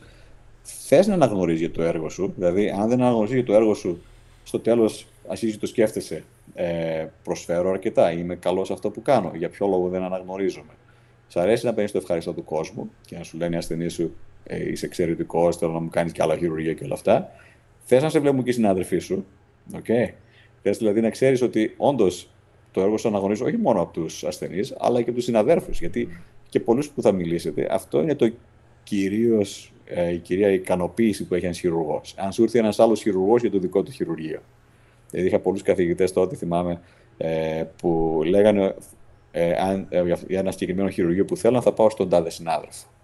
Αυτό είναι πολύ σημαντικό, γιατί ο άλλος επαγγελματίας που κάνει τα ίδια θέλει να έρθει σε σένα. Σε εμπιστεύεται, γιατί ξέρει θα κάνει το χειρουργείο το προσωπικό του. Οπότε όλα αυτά και η ανέλυξη προφανώς και η μισθός και όλα αυτά είναι που παίζουν το ρόλο τους. Τελειώνοντας, έτσι κάτι τελευταίο. Ήταν και μακροσκελέστατη συνάντηση. Η συζήτησή μας διήρκησε αρκετά και πολλή ώρα. Με βάση την εμπειρία σας, αν και μας τα είπατε στην πορεία της κουβέντας και της ζήτησης που είχαμε, ποια θα ήταν έτσι η μεγαλύτερη συμβουλή που θα δίνατε π.χ. σε εμάς που είμαστε νέοι γιατροί, ή σε κάποιον που τελείωσε την ειδικότητά του και ξεκινεί τώρα στην πορεία στην ιατρική καριέρα? Καταρχήν θα πρέπει να είστε ευέλικτοι. Πρέπει να είστε πολύ ευέλικτοι και να δείτε ποιες είναι οι ευκαιρίες οι σωστές που να σας οδηγήσουν σε αυτό που θέλετε να κάνετε. Εάν όντως έχετε κατασταλάξει 100% σε ένα συγκεκριμένο τομέα, καλό είναι να ξεκινήσετε από τώρα να εστιάζετε σε αυτό. Θες να κάνεις οφθαλμολογία, για παράδειγμα. Καλό είναι από τώρα να πάτε να βρείτε κάποιους ειδικούς και να αρχίσετε κάποιες επαφές. Τι μπορώ να κάνω κάποια papers, να κάνω κάποιες μελέτες, ούτως ώστε όταν μετά θέλω να βρω μια θέση, να έχω αυτά τα προτερήματα σε σχέση με τους υπόλοιπους φοιτητές που δεν τα έχουν κάνει. Και τη στατική επιστολή και η στατική επιστολή. Γιατί, για παράδειγμα, εδώ πέρα έρχονται πάρα πολλοί μόνο και μόνο για να πάρουν στατική επιστολή, για να κάνουν τις αιτήσεις της ειδικότητας. Οπότε, καλό είναι να έχετε ευελιξία και να βλέπετε για τις κατάλληλες καταστάσεις που θα σας βοηθήσουν στο επάγγελμά σας. Εγώ, για παράδειγμα, από τα πιο πολλά πράγματα που έκανα, τα πιο πολλά δεν τα σχεδίαζα καν. Απλά γίνανε κάποιες κινήσεις με το κατάλληλο timing. Και είναι όλα θέμα timing στη ζωή. Το κατά πόσο θέλετε να κάνετε. Η Ελλάδα μπορεί να προσφέρει εξαιρετική εκπαίδευση εφόσον το κυνηγήσετε και ξέρετε πού να πάτε. Δεν είναι όλα τα νοσοκομεία ίδια, δεν είναι όλοι οι χειρουργοί ίδιοι, δεν είναι όλα τα τμήματα ίδια. Αυτό συνήθως το μαθαίνετε από συναδέρφους πού να πάω για παράδειγμα να κάνω ειδικότητα. Οπότε πρέπει να τα έχετε όλα ανοιχτά. Μπορεί να είστε στην ειδικότητα στην Ελλάδα και να σας ανοιχτεί μια ευκαιρία στο εξωτερικό. Καλό είναι να το κάνετε, εφόσον μπορείτε. Τώρα που είστε νέοι και δεν έχετε οικογενειακές υποχρεώσεις, είναι το πιο απλό πράγμα για να κάνετε. Μετά, όσο προχωράει η ζωή και έχετε οικογένεια ή οτιδήποτε άλλο, τότε η ευελιξία αυτή σταματάει να υπάρχει. Πάλι μπορεί να το κάνετε, απλά θα είναι πιο επώδυνο για εσάς. Νομίζω Ολοκληρώσαμε την κουβέντα μας. Ευχαριστούμε πάρα πολύ για άλλη μια φορά. Πραγματικά, να τονίσουμε ότι ο κύριος Βρακάς δέχτηκε με μεγάλη χαρά.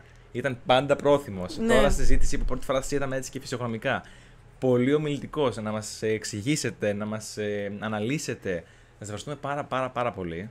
Πραγματικά είναι πολύ τιμητικό που έτσι αφιερώσατε τόσο χρόνο για μας. Πολύ χρήσιμες όλες τις συμβουλές σας και μάλιστα επειδή θα το δουν το βιντεάκι και άλλοι συνάδελφοι και παιδιά που τους ενδιαφέρει η ιατρική γενικότερα, πιστεύω και αυτοί θα βοηθηθούν. Όντως. Ήταν πολύ σημαντικό. Νομίζω αυτά. Λοιπόν, εμείς θα τα ξαναπούμε για τους τηλεθεατές που μας παρακολουθούν σε επόμενο βιντεάκι με κάποιον διαφορετικό καλεσμένο. Έτσι ακριβώς, οπότε τα λέμε στο επόμενο βίντεο. Να είστε καλά, καλή συνέχεια ευχόμαστε. Καλή συνέχεια. Γεια σας. Να είστε καλά. Bye.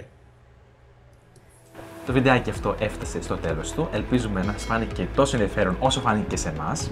Γράψτε και στα σχόλια τις εντυπώσεις σας και εμείς τα λέμε σε ένα επόμενο βίντεο. Να είστε καλά. Γεια σας.